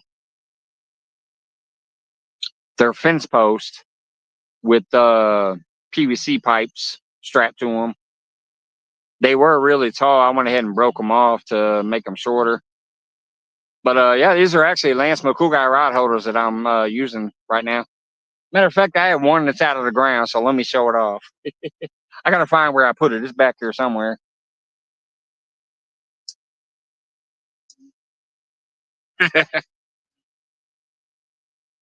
Yeah, here we go. So basically, it's just a PVC pipe that has the little Those little things right here, those little fastener clips and shit. And then it's on a fence post that you would normally make a fence out of. Lance McCool made those.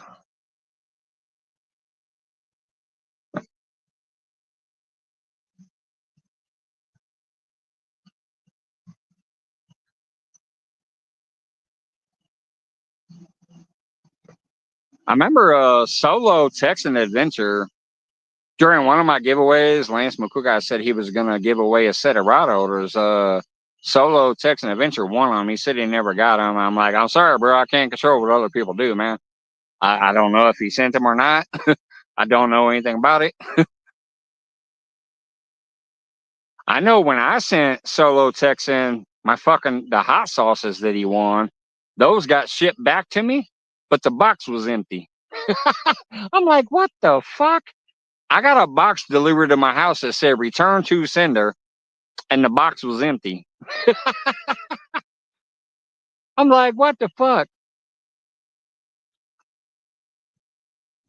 So he's got some shady neighbors or something. I don't know.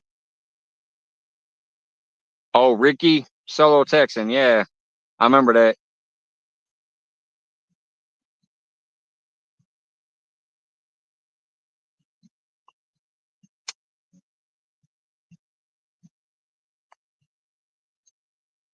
Man, that bite just died completely.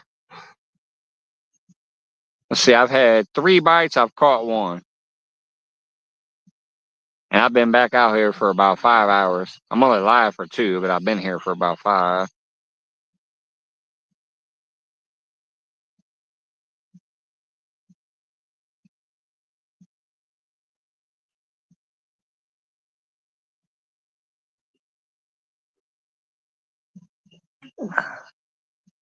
Let me see what it looks like without the light. I bet it's pitch black over here.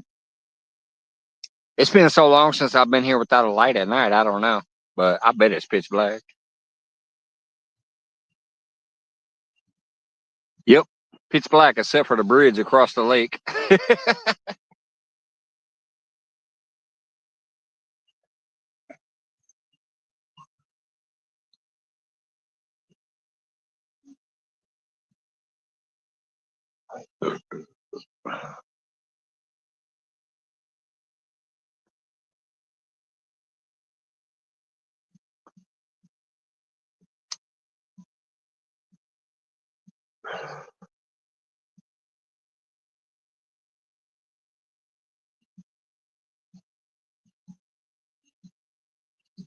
Yeah, the funny thing that you're talking about the hook setters.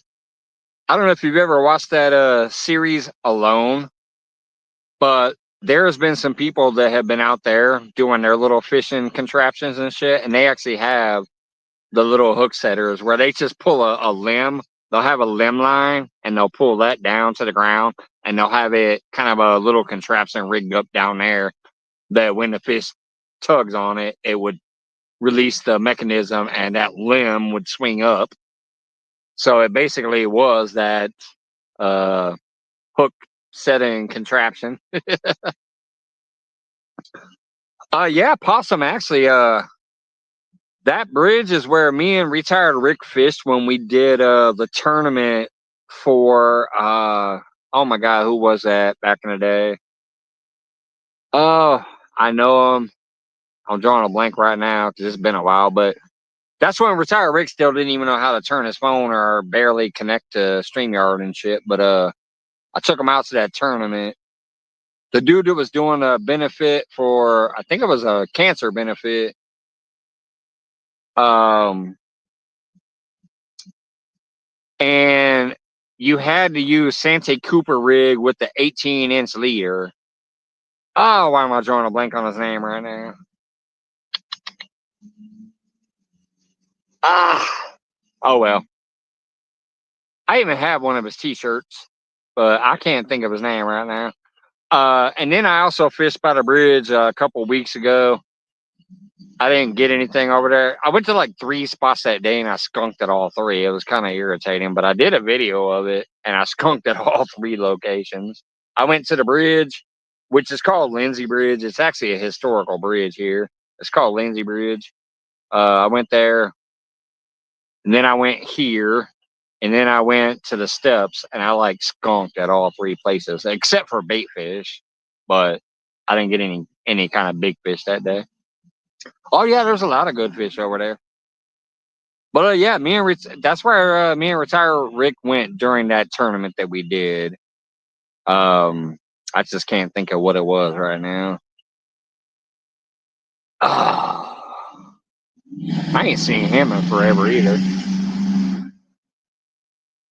But yeah, there's good fish over there. The reason is that's one of the deepest spots in our lake. Some of the spots over there near that bridge area is like 20 foot deep. There's like little trenches or whatever through there that are 20 foot deep. That's some of the deepest spots in our lake. Most of these areas I fish in, it's like 7 to 12 foot deep max. I'm gonna go to the restroom. I'll be right back.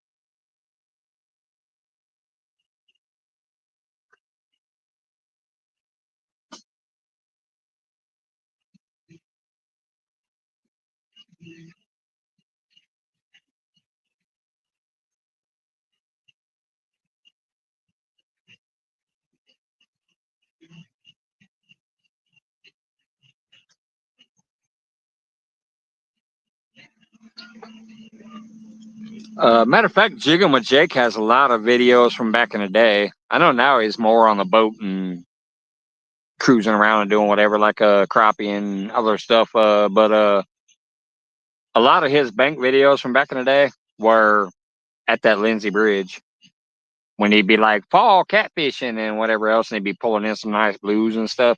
It was over there at that bridge. I knew the location as soon as I seen the video. I'm like, yep, that's Lindsay Bridge.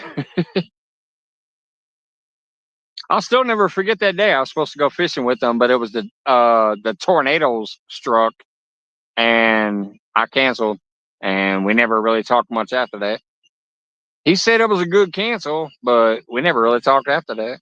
Then I know his dad passed away later on, but we had already pretty much like stopped talking after I canceled on him. I don't know if he got mad about it, but he said it was a good cancel. But I'm like, dude, so many people died today, and it's like 60-mile-an-hour winds right now in Springfield. So I don't know if it's a good time for us to go out there. And then he said he lost the power at his place too, and said it was a good cancel, but then he never really communicated after that.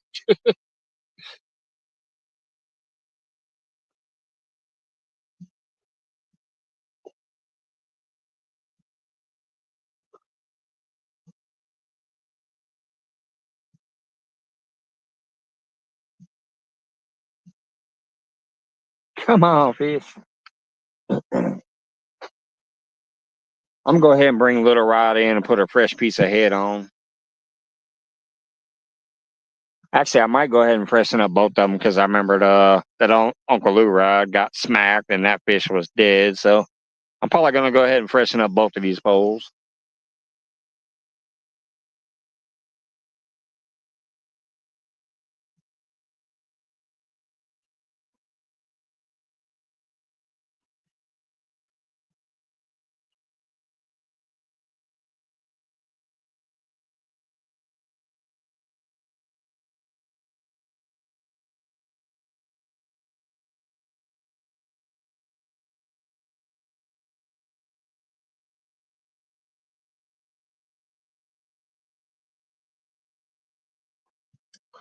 Yeah, that's looking pretty dank. It's all discolored and disfigured. I'm gonna freshen these up.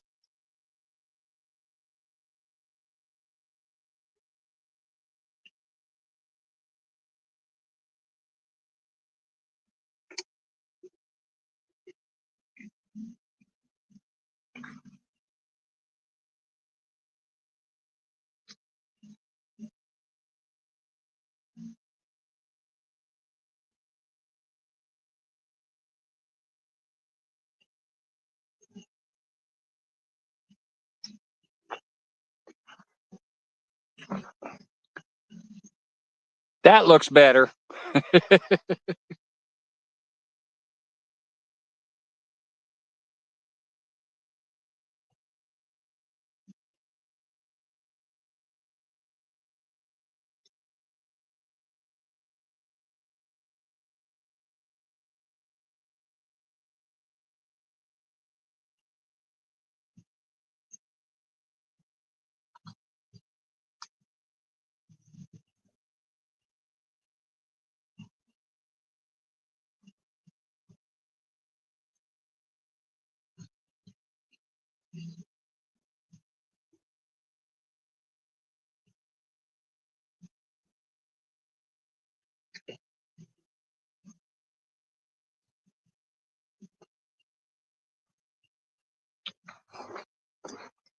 What do you guys think? Should I freshen up that bait?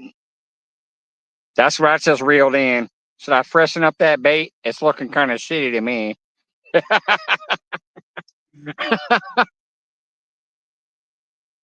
Empty hook is not good.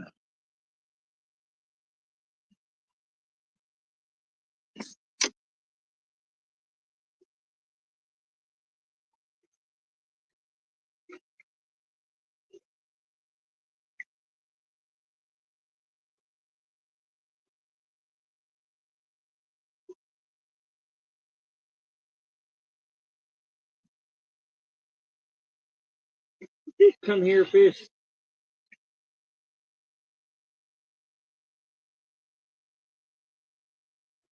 Oh my God, I'm about to dump this bucket out.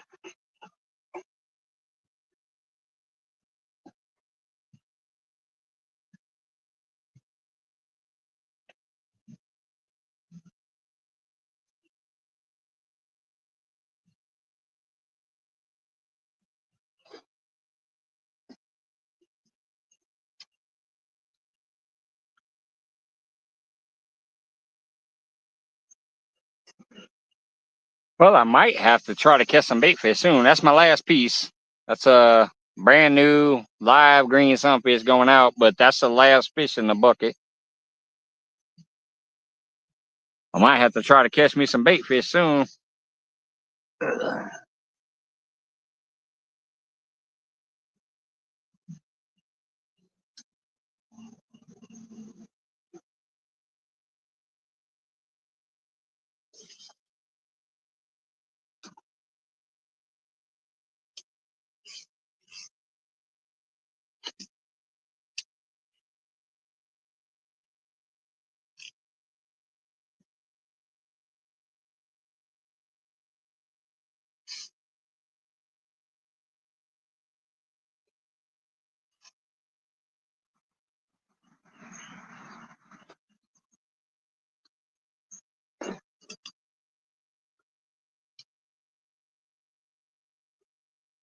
All right. See if I'm missing anything there. Scroll back.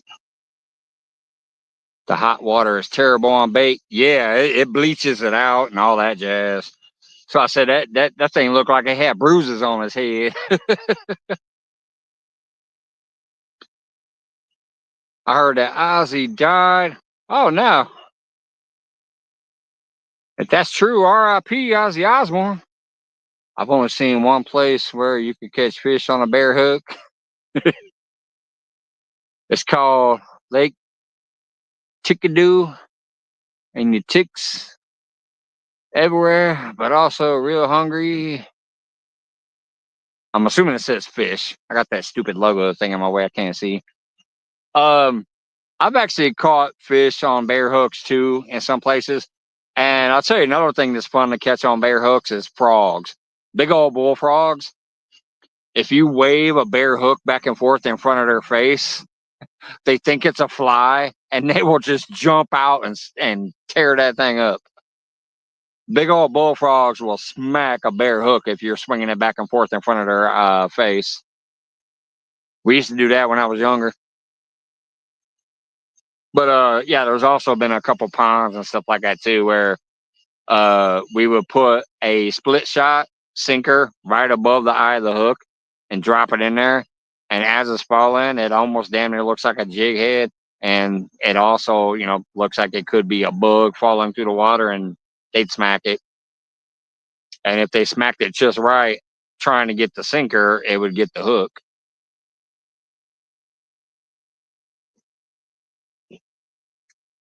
Basically, that's what you were doing. You're trying to get them to go for the sinker. So we will put the split shot right above the hook. And so as the sinker's going down and they go and attack it aggressively, they get the hook.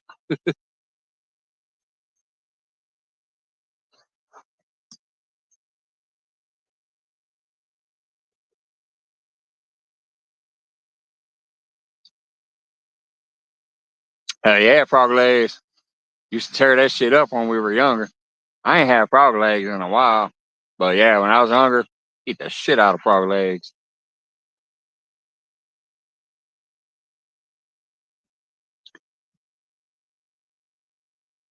I think my battery pack is getting weak now that it's almost 4 years old.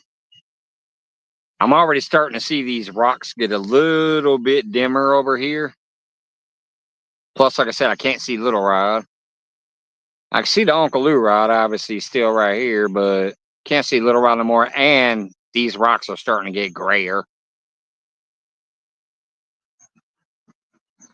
This thing used to last me at least 8 hours. I used to fish with it over at the steps at the dam and also this spot too. And it would last at least about 8 hours. I've only had this thing plugged in for about an hour and a half and it's already looking dim out there.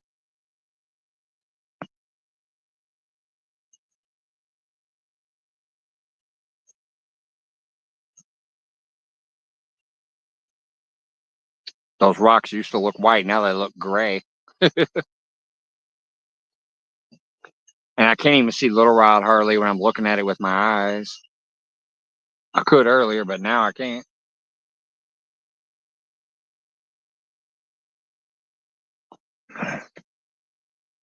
Yeah, that's crazy.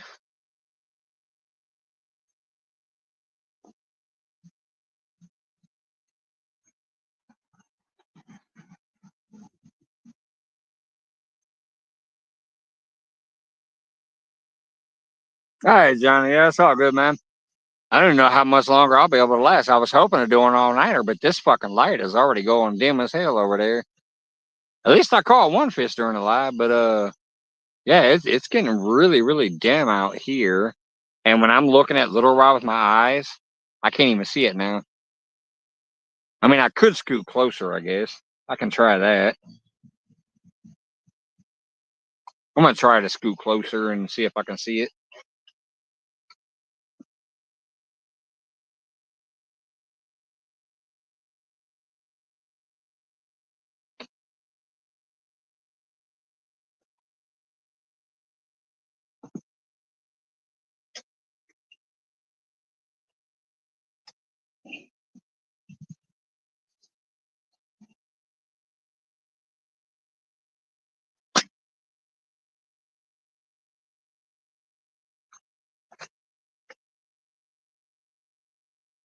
Well, I can't see it if I knock my light over.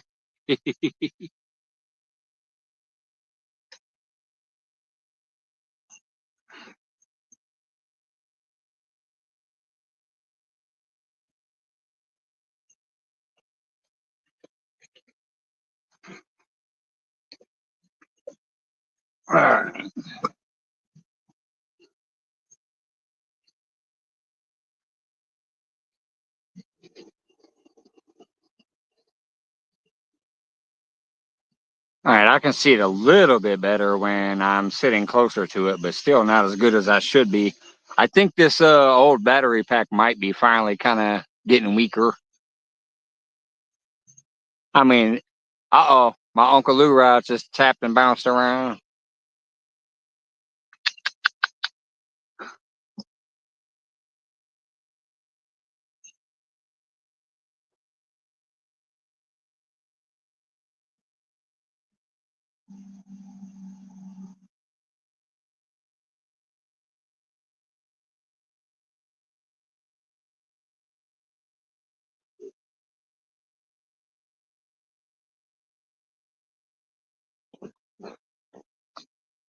Anyways, it's basically obviously a battery. A battery is not going to last forever, so I think it's getting weaker.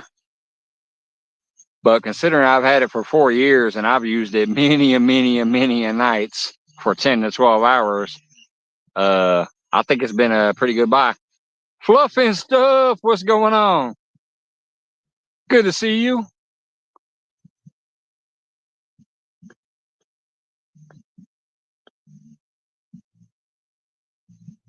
Fluff.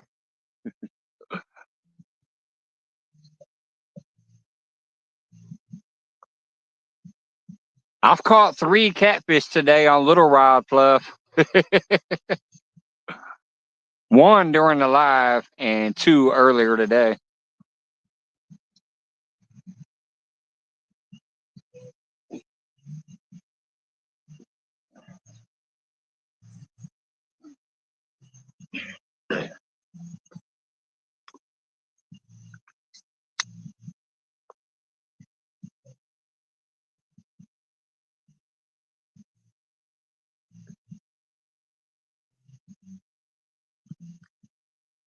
Can't believe that rod was bouncing already. I just threw that whole new live sunfish in there.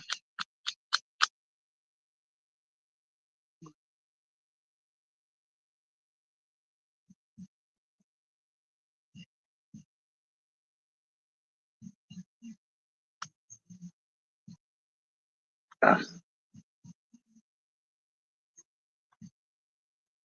think I'm trying to roll a cigarette, but this moisture in the air is kind of making all my cigarette tubes wet. They're not wanting to go on the machine and pull through.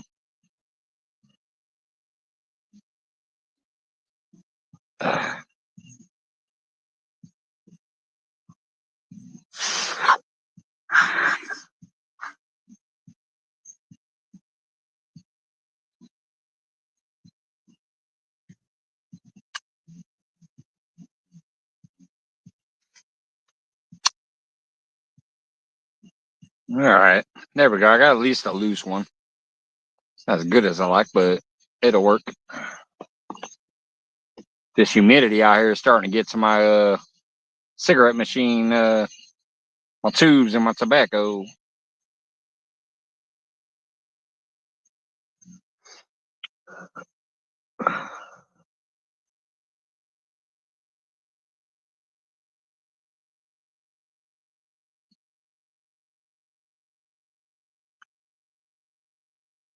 Yeah, it's the humidity right now, basically.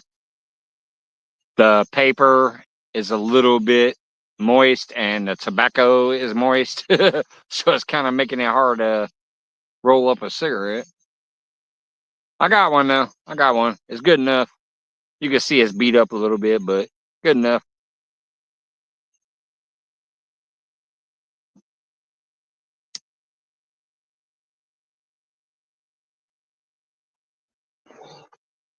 But yeah, I know when it's really dry out too, that kind of messes with my tobacco when I'm at work, because I leave my tobacco and shit in the car, and then when I take a break, I run out to the car and roll it. And if it's really hot but not humid, that also, yeah, you get that really dry, crunchy tobacco, and the machine doesn't seem to like it as much when you roll it that way either.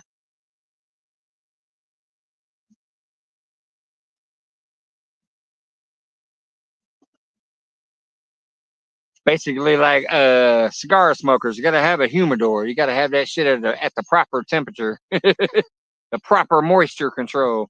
What's up, Jody? I've caught 3 catfish on Little Rod today.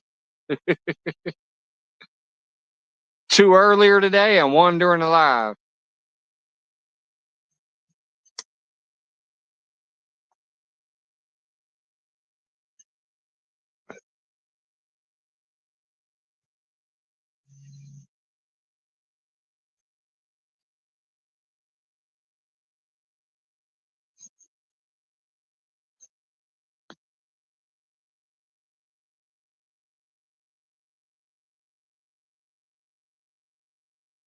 Thank you. I'm kind of disappointed that the bite slowed down when I came back out here, though. I've had a few really good takedowns on the Uncle Lou rod too, and had a couple come off at the bank. So I've had more on during this live, but it ain't like earlier today. The bite was on fire earlier for some reason. It was over 100 degrees out here, and Little Rod just was going off every like 5 minutes. But once I got back out here, it's been fairly slow, but I did catch one more during the live, and I've had a few nice takedowns and fights until the bank, and then they got at the bank and they popped out, but they were small ones. I saw them each time it popped out of their mouth because they were flopping on top of the water. They were like 2-pounders, so no big deal.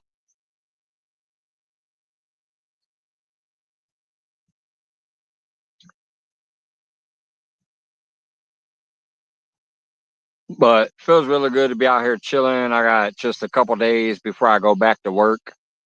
I go back to work Friday. So I'm probably going to try at least 1 or 2 more days of fishing before I go back to work. Depending on how I feel tomorrow. I might try to go somewhere tomorrow. And then Thursday, I might try to go maybe to Lick Creek again. I ain't been to that creek for a while. So I might go to Lick Creek Thursday maybe.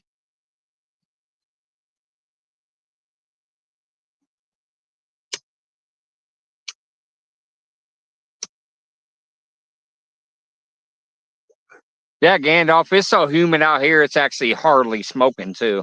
Like I'm hitting this as hard as I can, and I can barely get that cherry going. It is humid out here. I mean, it is smoking, but just barely.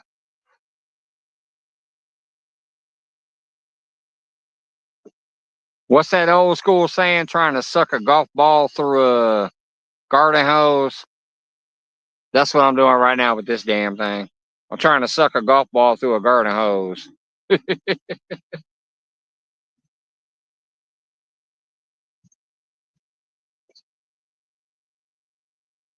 Overall, it is working, but it's a lot of work to make it work.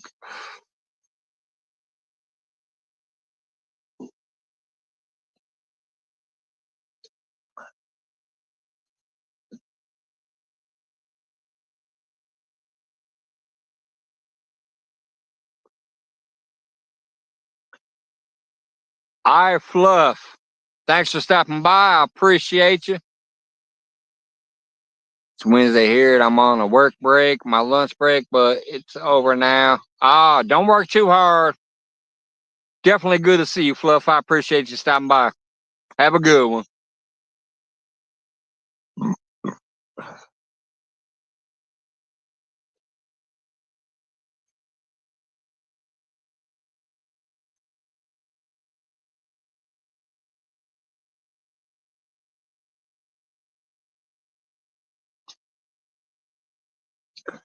I'm still laughing my ass off that Mr. Duggar missed that fish because it was in the spot he said to throw it at. uh, I'm definitely gonna have to make one of those, what do you call it, clips or whatever that you do with your YouTube shit. I'm gonna have to make a little remix or whatever the hell you call those, and tag Mr. Duggar in it. He left the panel 2 minutes before I caught that fish, but I caught it where he said to throw it. That shit is hilarious. I'm like, there's a whole bunch of fish busting over here. He's like, throw your rod over there. So I did.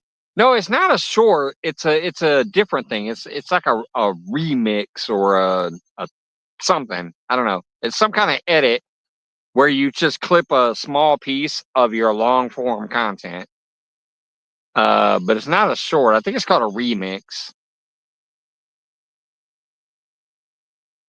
And you can do them on anybody's video. Like I can literally go over and pick one of Possum's videos and clip a remix that will show up on my page. I think it's called Remix.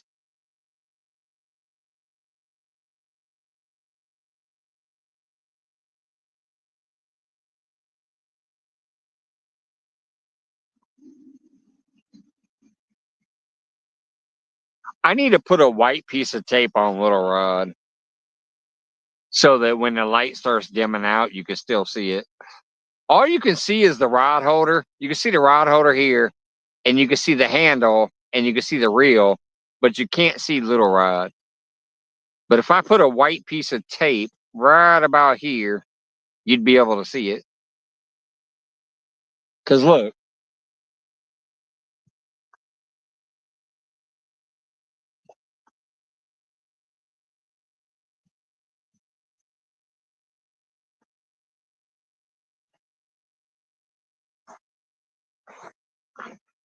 that's where he's at.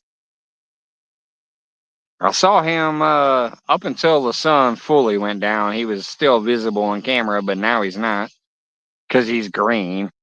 He bleeds right into that black water.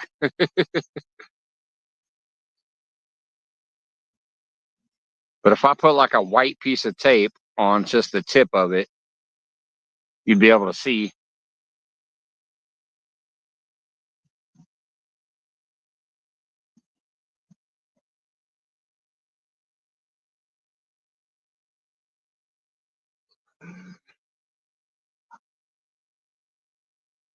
Can you afford the zebra cakes to keep her happy? That's a whole lot of zebra cakes, man.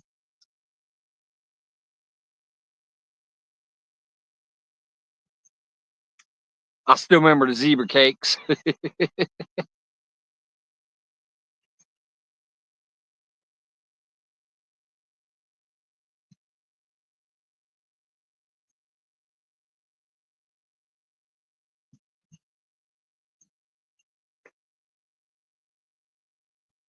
Then how come you was never on the Pontoon Jody Catfishing Show on a boat or on the bank?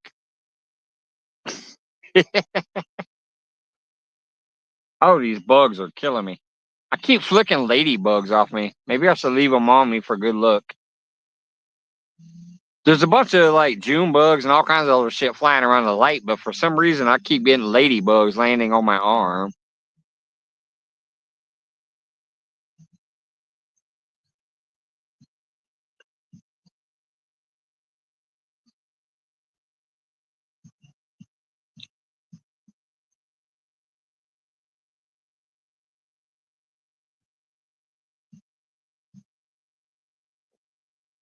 Oh my god, I cannot believe how bad this bite died.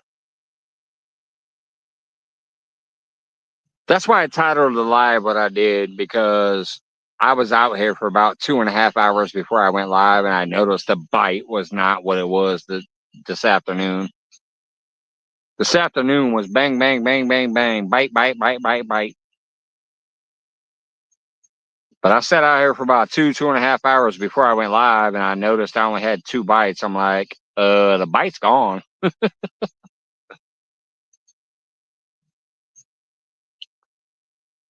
She said she could do, and then proved it. I can't see, that stupid thing is on my way. She had too much class. She said she could do something, but that sign's in my way, and then proved it.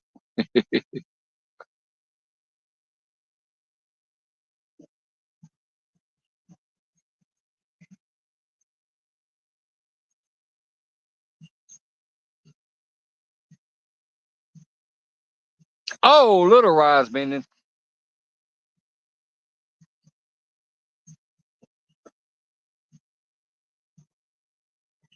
Oh, come on. Damn it.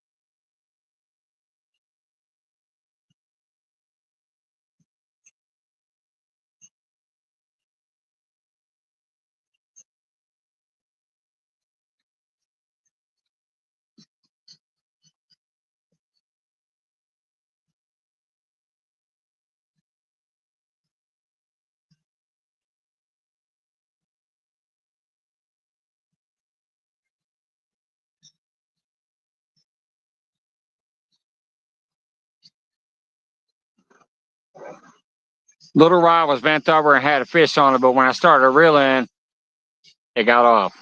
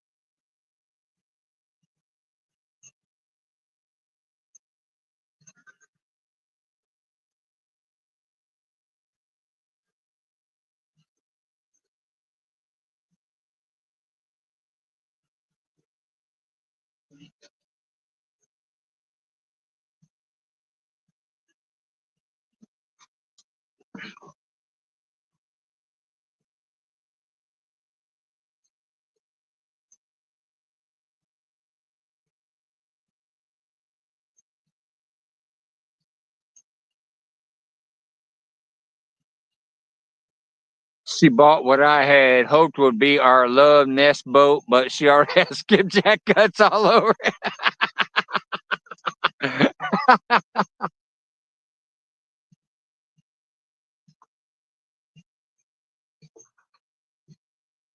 It also reminds me of the old bacon commercial for Sizzling. Move over, bacon. She wants something leaner.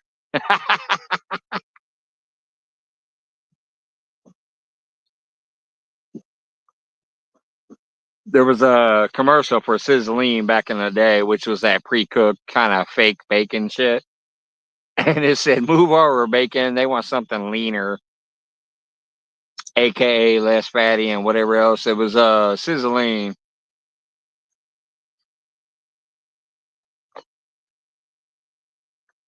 Oh my god, I can't believe I gotta try to roll another one of these.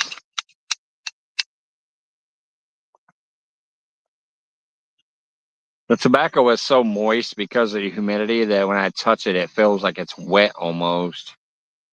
Makes it very hard to roll. The tubes are also kind of wet filling, which makes it hard to put on the machine and pull through.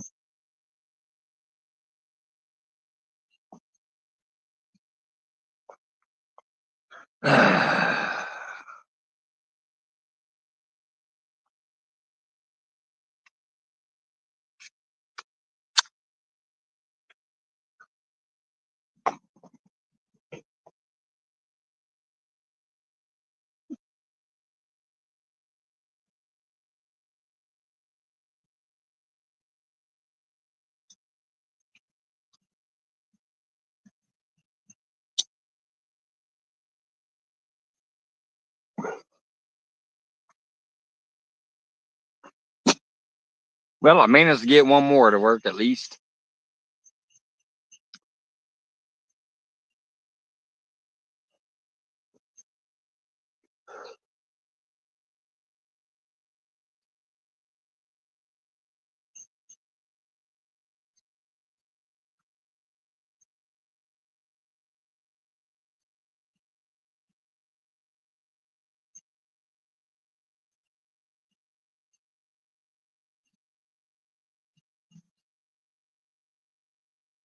Yeah, this battery pack is definitely losing its power compared to what it used to be. Even though I know this looks like a nice lit up area on screen here, it's not. Because I can barely see Little Rod. And I got the light right there.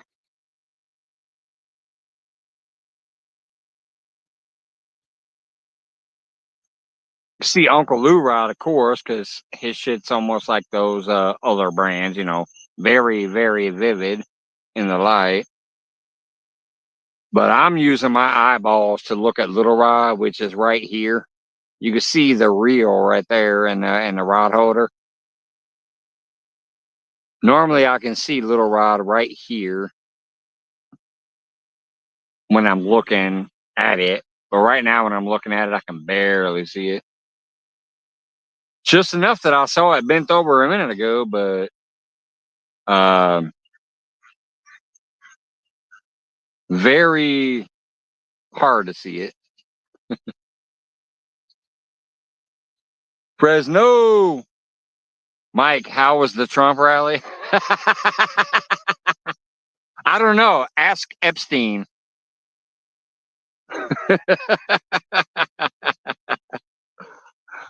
How about all those people burning their MAGA hats? That's a better question. How about those people burning their MAGA hats over the Epstein shit? I've been dying watching that shit. Just absolutely dying.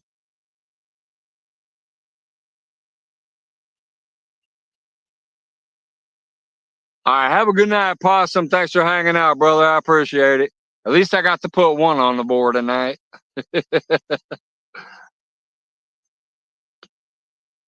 Yeah, I'll be safe getting home, man. Just wish I'd catch one more over here before I do, but I don't know. I'm gonna probably sit here until the light goes dim enough that I can't see neither one of these rides. Or maybe a little earlier. I don't know. It's already 11 p.m. I would hang out all night long, but this light ain't gonna last, so I'm gonna have to get me another battery pack soon to start being able to hang out longer again.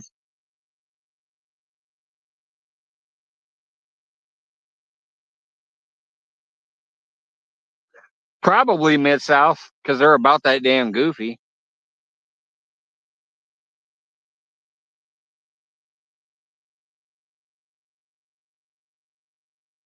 And I'm not talking about just Trump supporters. I'm talking about the actual like diehard crazy, just MAGA fanatics. They're the ones that have always been into this conspiracy shit and thought he was the one that was going to expose the conspiracies. Now he's trying to hide the very conspiracy they want exposed, so they're pissed off and burning their hats. Even Joe Rogan and people, some of those other people are like, "What the fuck is this?" It's cracking me up. It is literally just I'm dying laughing at some of this shit.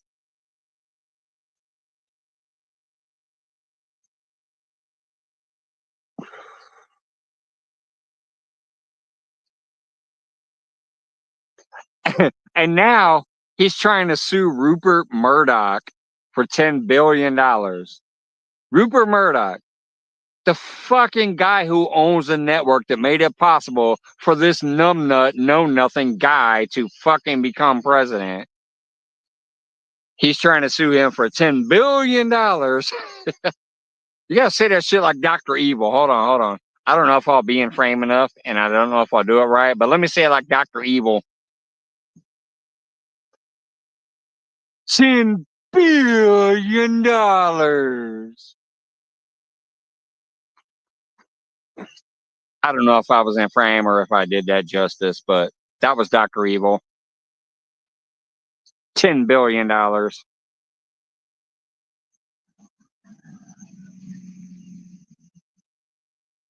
Because that's what he's trying to sue Rupert Murdoch and the Wall Street Journal for, which are right wing media outlets that fucking pumped him up as the dumbass he is to be some supposed savior and against the machine and blah blah blah blah blah, whatever they thought they were going to get from this guy. Fucking hilarious to watch them go to their campsite in the back of their yard and throw their MAGA hats into the fire pit, squirt lighter fluid on it, and light it on fire. Funniest shit I've seen in like half of my life.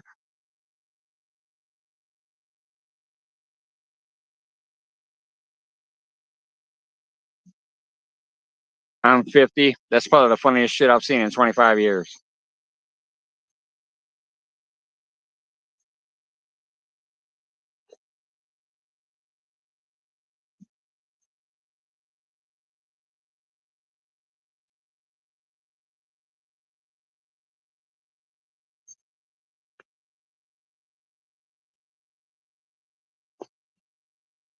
I should get it tattooed on my forehead.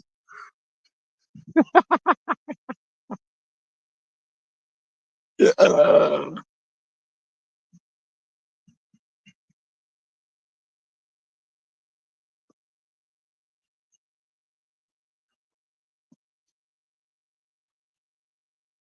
we've actually seen a difference around here too, because I kind of technically live in a Trump country area. The town I live in is Springfield, and they fucking hate Chicago and Peoria and things like that because without Chicago and Peoria, we would literally be Iowa, Indiana, and then some of those other places. But we have a couple of big metropolitan areas that kind of keep this state a little more balanced, which I like. I'm not saying it's got to be one way or the other. We're a little more balanced. Sometimes we're right, sometimes we're left, sometimes we're split down the middle. But we have some of the best policies in the fucking country. I don't give a fuck what anybody says. We have some of the best minimum wage shit. We have some of the best work policies. We have some of the best everything. And it's because we get a hodgepodge of Republicans and Democrats, you know, that they realize they have to fucking come together because neither one can get absolute power over it. But this town itself is very fucking Trumpy. You go around, there's people rolling around with them big ass trucks with the big ass flags and the big old fuck your feeling flags and the Trump flags and everything like that. So that's where I live. I'm a very small blue dot in this area. But lately, with a lot of the protests and shit that's been going on, it's just gotten bigger and bigger and bigger around here. So he's definitely lost a lot of support around here. Even though this was kind of technically one of those Trump country places.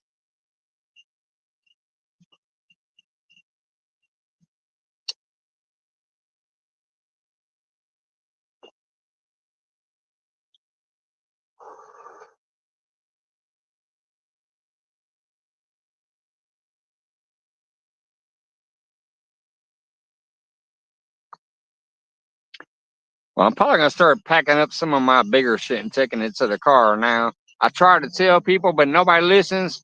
Hey, man, Gandalf keeps it fresh and clean. I have been following Trump antics since 1975. He's a Trump. Mike will never burn his MAGA hat. Yeah, I was up there earlier. Yeah, I don't understand why these people have fallen for it. This motherfucker wasn't even rich until he became president either. All of you people out there that thought he was some rich fucking businessman. Motherfucker, if you bankrupt 3 or 4 casinos, that shows you you're a fucking retard. You don't know a goddamn thing about managing money or managing a business if you can bankrupt casinos where the house always wins. This son of a bitch had no power and no money of real worth until he became president and you guys started buying your gold watches, your gold shoes, your gold Trump Bibles, your whatever you were buying, your Bitcoins. What else? Oh, your little trading cards, your NFTs that mean absolute zero value. There is zero, zero. Let me hold this up. How many fucking ways do I have to throw the white power symbol up? Zero fucking value in an NFT from Trump looking like Superman. But you guys are buying it for $99. That's when he became rich, when he got in the White House. And you guys followed every single fucking thing he said and bought every single thing he sold. That's when the man started making money. Anyways, I'm going to go ahead and let that go. I'm done. I'm sorry I'm ranting about the politics. I blame Mid-South. He brought that up. But yeah, I'm going to take my cooler and a couple of these bigger items to the car now. The bite has slowed down enough. I just don't think I'm going to. And my light is dim enough that I don't think I can stay out here all night. So I'm not going to wrap it up right away because I still got a little bit to sip on. And I'm going to try to have at least one more smoke and try to catch at least one more fish. But I have a lot of shit that I brought with me, so I'm gonna take some of this shit to the car now, like the cooler and some of these extra rods that are behind me that have just been laying here. Yes, you did miss out. Yes, you did. But I technically don't care. Like I said, I don't talk about politics often, but I'll rant about it occasionally. I don't give a fuck. And I'll say what I want to say. You know, people can say what they want to say. I don't care if they want to oppose my view. That's fine, unless they actually completely, disrespect me. Then I'm like, fuck you. Or if they disrespect somebody else in the chat, I'm like, fuck you. You're out of here. And they can do the same thing to me. But when I'm on other people's channels, I actually kind of stay away from it. That way, I don't put myself out there like that. But on my channel, I don't give a fuck. It's my channel. I'll say what I want.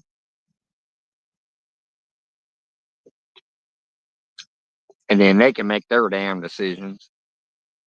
But anyways, yeah, I'm gonna go ahead and take this big ass cooler to the car. It's got 2 large bags of ice in it, bunch of night crawlers, bunch of beer still that I'll drink later once I get home. Couple fishing rods, things like that. For right now, I'm leaving the main setup though. The fishing poles, the net, the light, the chair, camera, all that crap's gonna stay for now.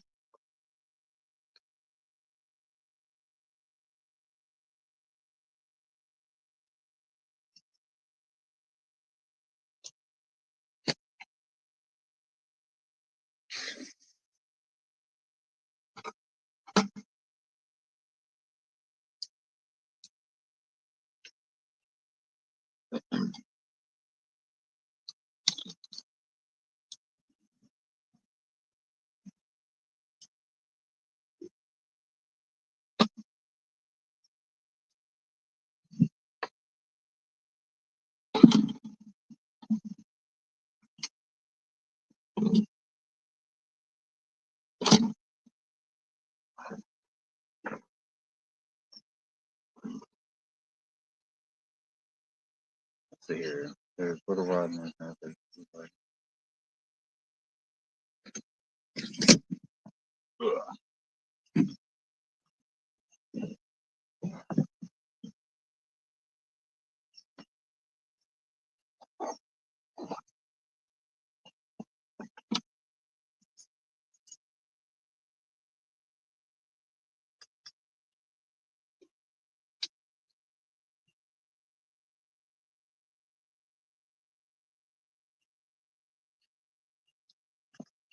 I got my first round ready. If anybody takes off before I get back, thanks for peeking in. I appreciate y'all. Have a good one.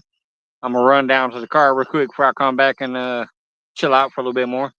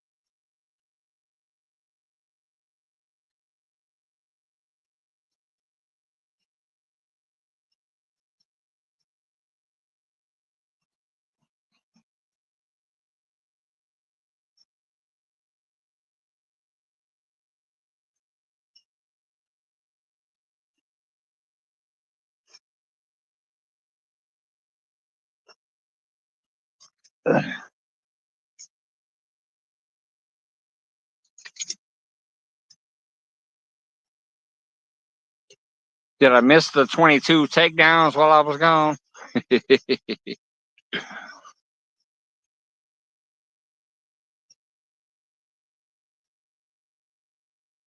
All right, have a good night, Miss South.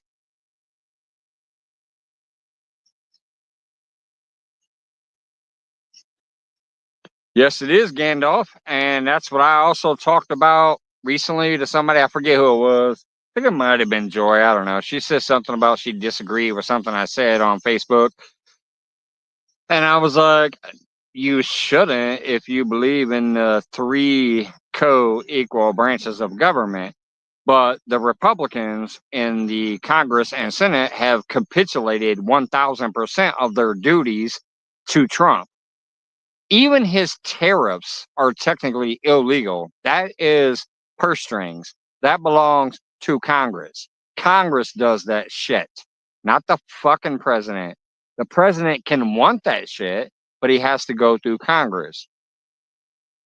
But anyways, so yes, the Congress, as far as Republicans go, on the House side and the Senate side, have completely capitulated to this motherfucker and say, "Oh yes, Donald, anything you want, Donald. Can I suck your dick and hold your balls, Donald?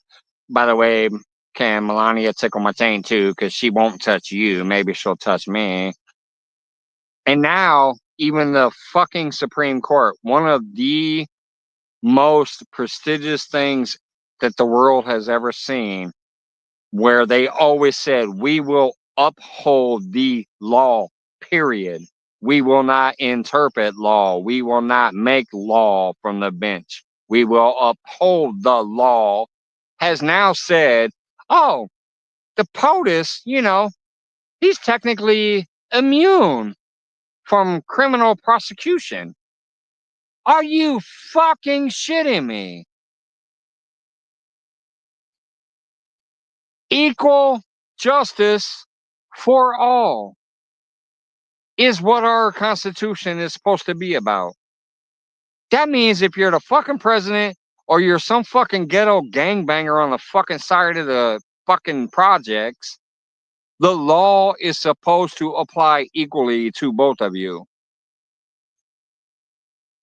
And no, now the fucking Supreme Court with dumbasses like Amy Coney Barrett and fucking Kavanaugh and others just say, "Nah, whatever he wants is good." I hope they remember that when there's a Democrat president. Oh, hey, the president is above the law.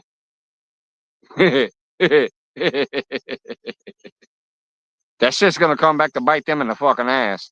They bowed down to the orange fucking retard, and now they are going to fucking rue the day that happened when the shit gets flipped. Although maybe not. Most Democrats are too pussy to fucking actually do hardcore shit. I ain't gonna lie. They usually punk out. They don't do the hardcore shit. They're like, "Oh, we want to work together. We want to work together. We want to work together." Them motherfuckers ain't never gonna work with you. It started about 30 years ago. It kind of got nutty with the Tea Party. And it just went full blown mad fucking hatter with this MAGA bullshit.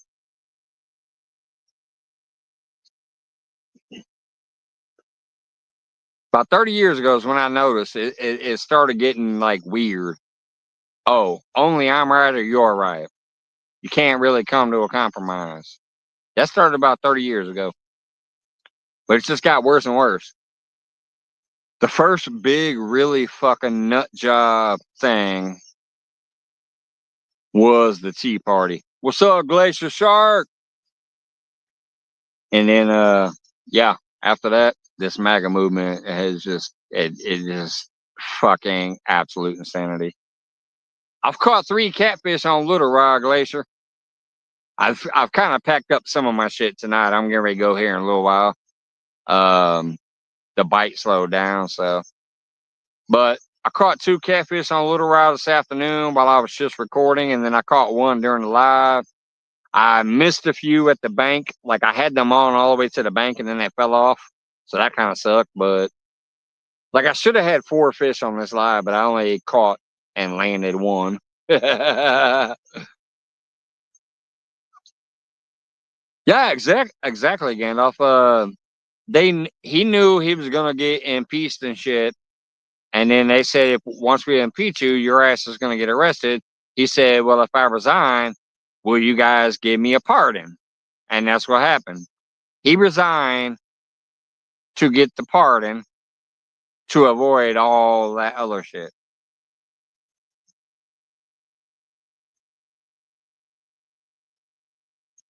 Them motherfuckers told him, "Your ass is about to get railroaded. You're gonna get impeached. You're gonna get out. You're gonna get arrested. You're gonna go to fucking prison unless your ass resigns." He said, "Well, I am not a crook, but I did crookish things, so I resigned."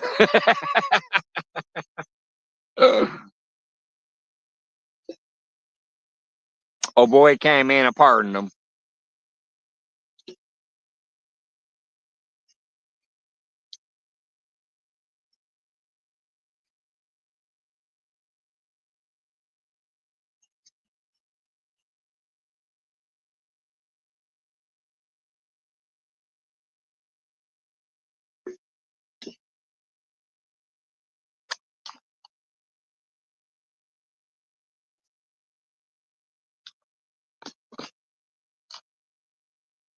Let me use my light to make sure I ain't got nothing behind me still. I know I took a lot of stuff to my car, but I might still have something back there.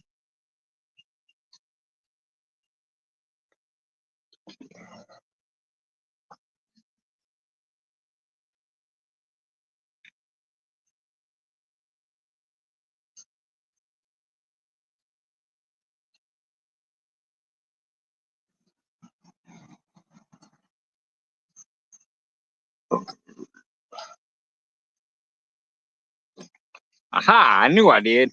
I still had my knife and my glasses back there. That's another reason I love that Compex. I could just walk around the campsite with it and find out what I'm missing.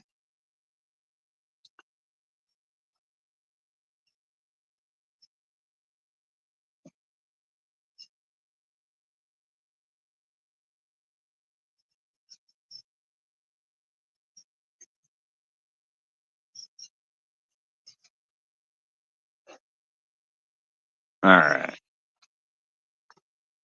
Let's see if there's anything else back there, because I'm ready to take my chair and this small stuff to my car.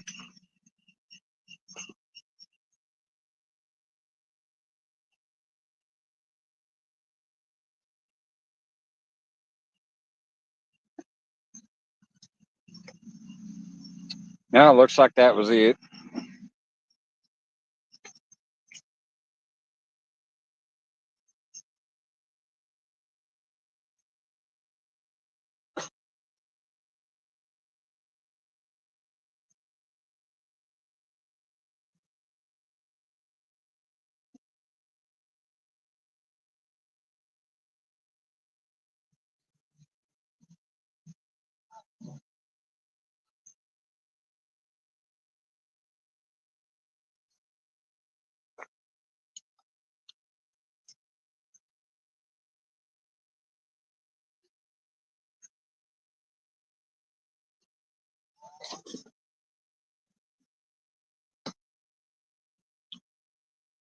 All right, I'll be back again in a minute. I'm gonna run my chair, knife, glasses, scale, a couple little items to the car again.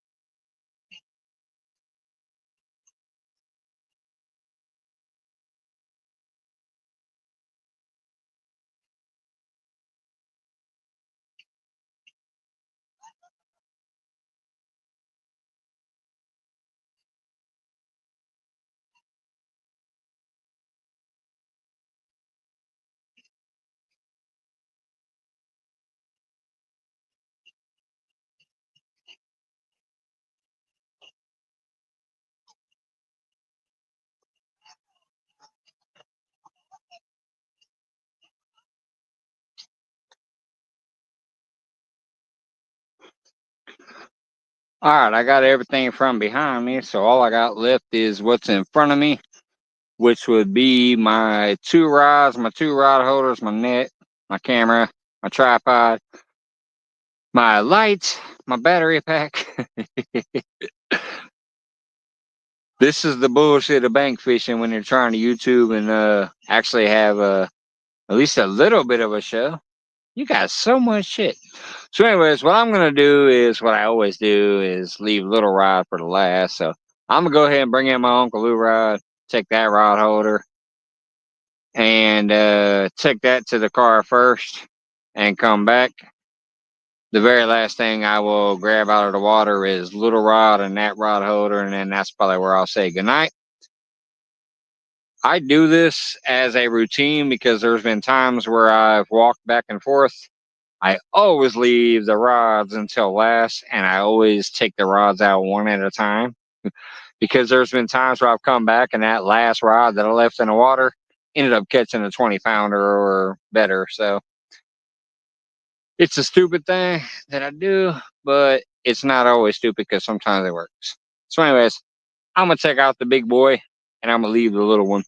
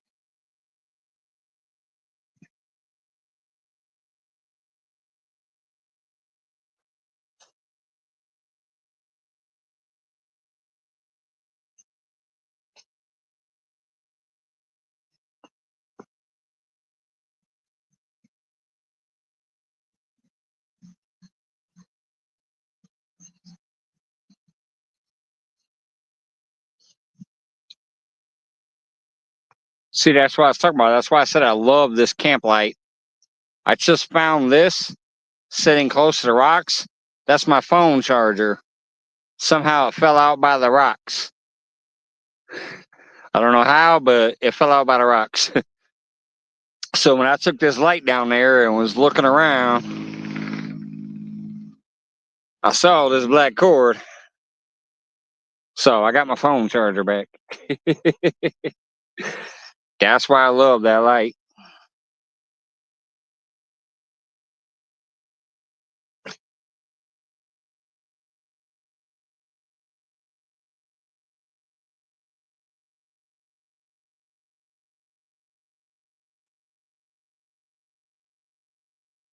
Matter of fact, now I need to use it more and see if my charger is down there. I mean, my battery. I don't think my battery is. I think I already took my battery to the car, but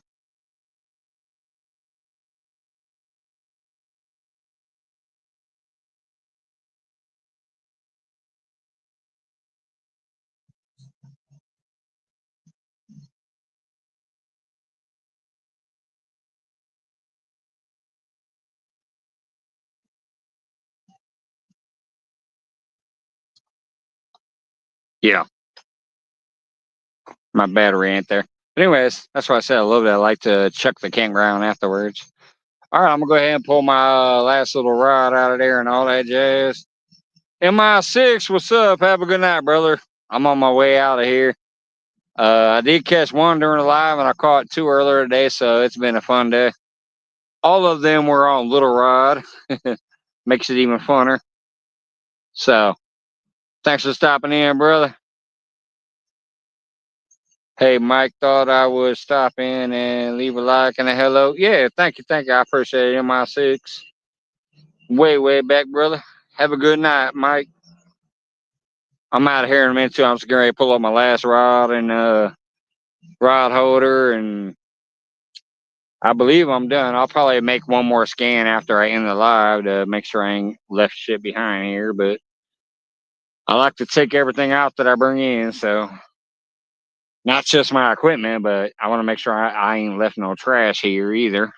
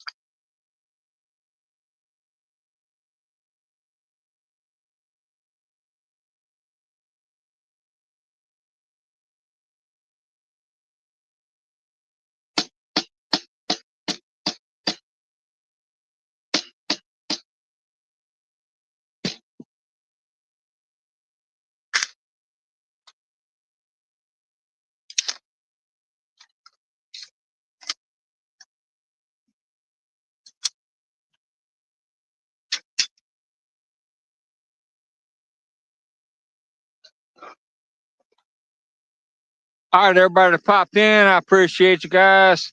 Thank you so much. I'm glad I could have at least put one fish up. And those who saw the video earlier saw that I did catch two other fish today. So, hey, 3 catfish on little rod. I call that a fucking V for victory. 2 trips out, no skunk on neither one of the trips. That's a good day. Good people popping in to say hey and hang out for a little while, or peek in when they can, saying hey and a like and all that jazz. Appreciate you guys. Mike's Fishing Home checking out. Have a good one.